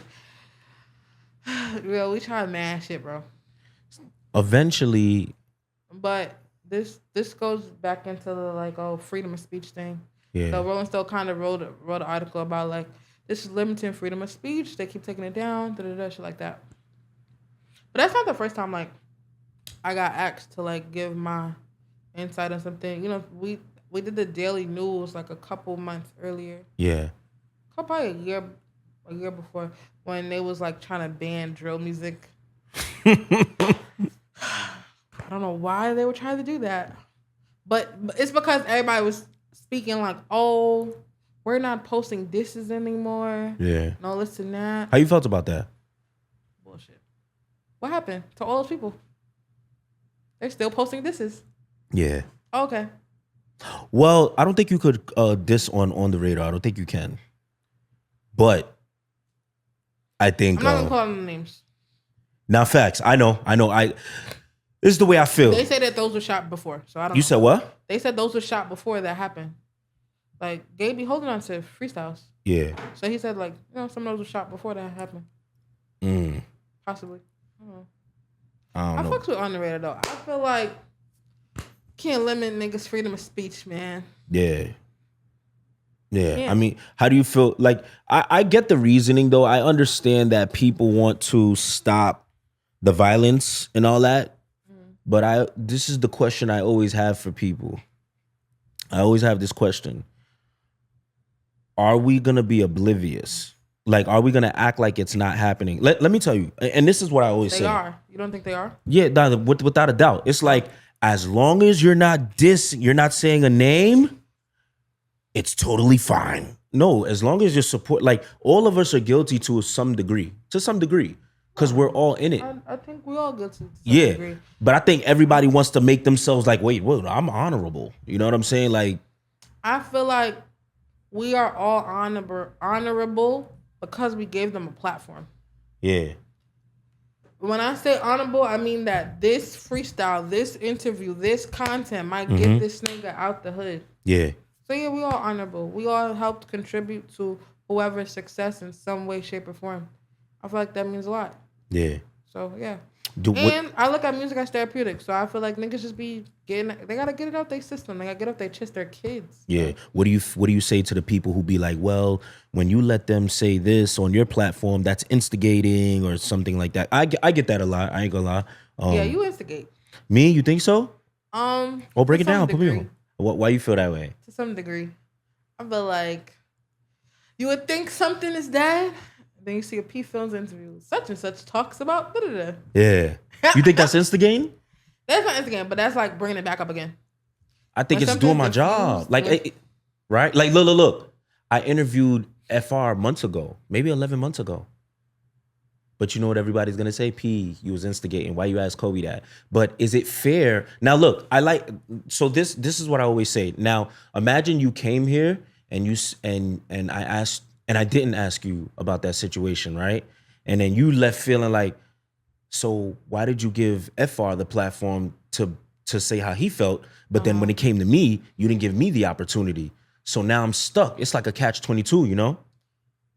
The only reason I jack you're going from the beginning of people's careers. Yeah. You have some people that just sit down with people just for that thing, and that's it. Nah, facts.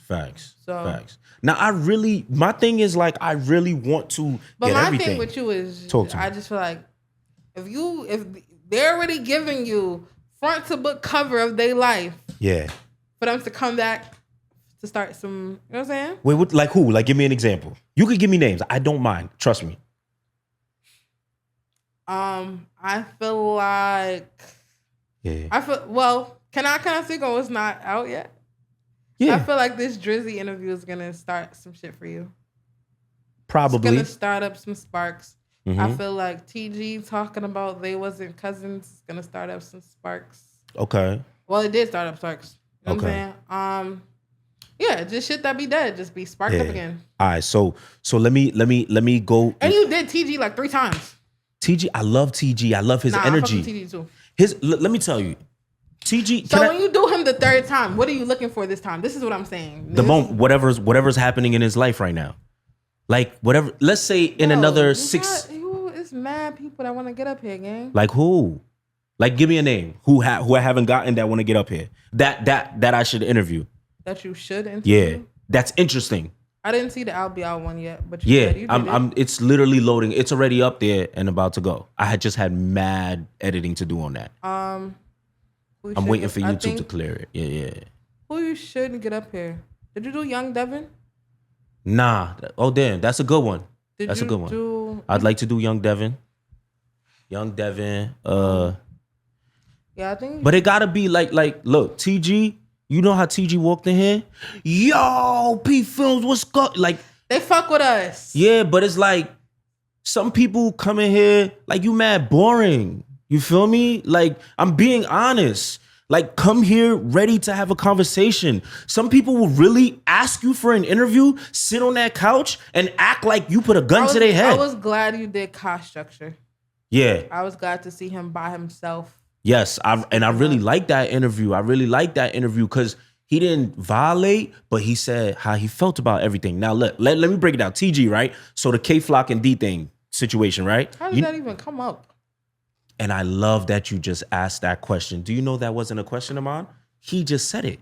Because we was talking about CJ Goon and CJ Goon, D Play for Keeps being cousins. And then they was like, everybody cousins, it's all marketing. And I was like, what you mean? And he was like, D-Thing and D, then he just said it. D-Thing and K-Flock, marketing. That's how, I didn't ask that. But the clip, if you don't watch the full interview, the clip, people gonna be like, yo, why you ask that? You know what I'm saying? Yeah. But it's like, in interviews, you want the truth or you want the fake? Oh, you want the truth. I think my platform is where people come for the truth. So they're gonna say, the truth, you know what I read somewhere? Truth is... That's fine. But like, just give people time before they keep coming back up here. Word? Yeah, just let them have more to the story. Like, you did Sha G's almost a year ago. To do him again now makes sense. Okay. He signed the deal. He's moved. You know what I'm saying? Yeah. Yeah. Do you know that I don't want those shade on nobody else though. Nah, I don't think... I would like to have people that come consistently. I would like that because there's just people I get along with and we could talk about real topics. So then do a podcast, nigga. The fuck? Like, people are coming here to see interview. Well, you do this podcast form, but like, bro, we just chatted for 3. This is a podcast. All right, look at Drizzy. All right, now I want to go back to the Drizzy thing. With Drizzy has never had an opportunity to say how he felt. And I'm not going to hold you. Like, Drizzy is somebody I don't know Drizzy. He probably never had an opportunity because people didn't ask. No, I think he never wanted. You know, one thing he said, he was like, I never bashed him. And all the interviews that I did, we weren't even on good terms. Like, he never, you know what I'm saying? He never bashed him. And I feel like I have no issue with Drizzy. I have no issue with Fabio. I would love to hear Fabio's side. And I think Fabio should come to PPhilms and tell his side. Let's talk about the word clout chasing. I truly hate that word. Because people be like, only broke people say that. I'm going to just put it out there. Mostly broke people say... Let's talk about clout chasing. What do you mean? Like, oh, you clout chasing, whatever the case may be. Let's say if you... They say that for you? Some people will say that, yo, you clout chasing by asking a certain question or titling in a certain thing. What we in our culture call clout, journalists call relevance. Yeah, right? Yeah. So when people so it's okay when a rapper. I mean, but it's like it's not their jobs to know that. You know why is it not somebody's job to be educated? Like they have to educate themselves. And that's what I went back. This goes back to the whole everyone thinking they're smart thing. You know what I'm trying to say? Tough life. Not everybody is smart, but everybody thinks they're smart. Yeah. So everybody has an assumption or it makes decisions or says things thinking they're smart. Yeah. Backfires. Nah, I mean, I see what you're saying. We're gonna wrap it up. Coey, we've been here for like 3 hours. This is an interview I wanted for mad long. I just want to give you your flowers. Like I always like keep it real with people. Before I even started, I was watching you. I was watching other people too, but we're gonna keep the spotlight on you. Thank you for all that you've done with Talk of the Town. Thank you for all that you've done with Love in Brooklyn. Thank you for all that you've done for all these artists and everything. Keep doing your thing. 2023. Yeah, we're 2023. We halfway mark. Let's go. Until next time. Yeah. Let's get it.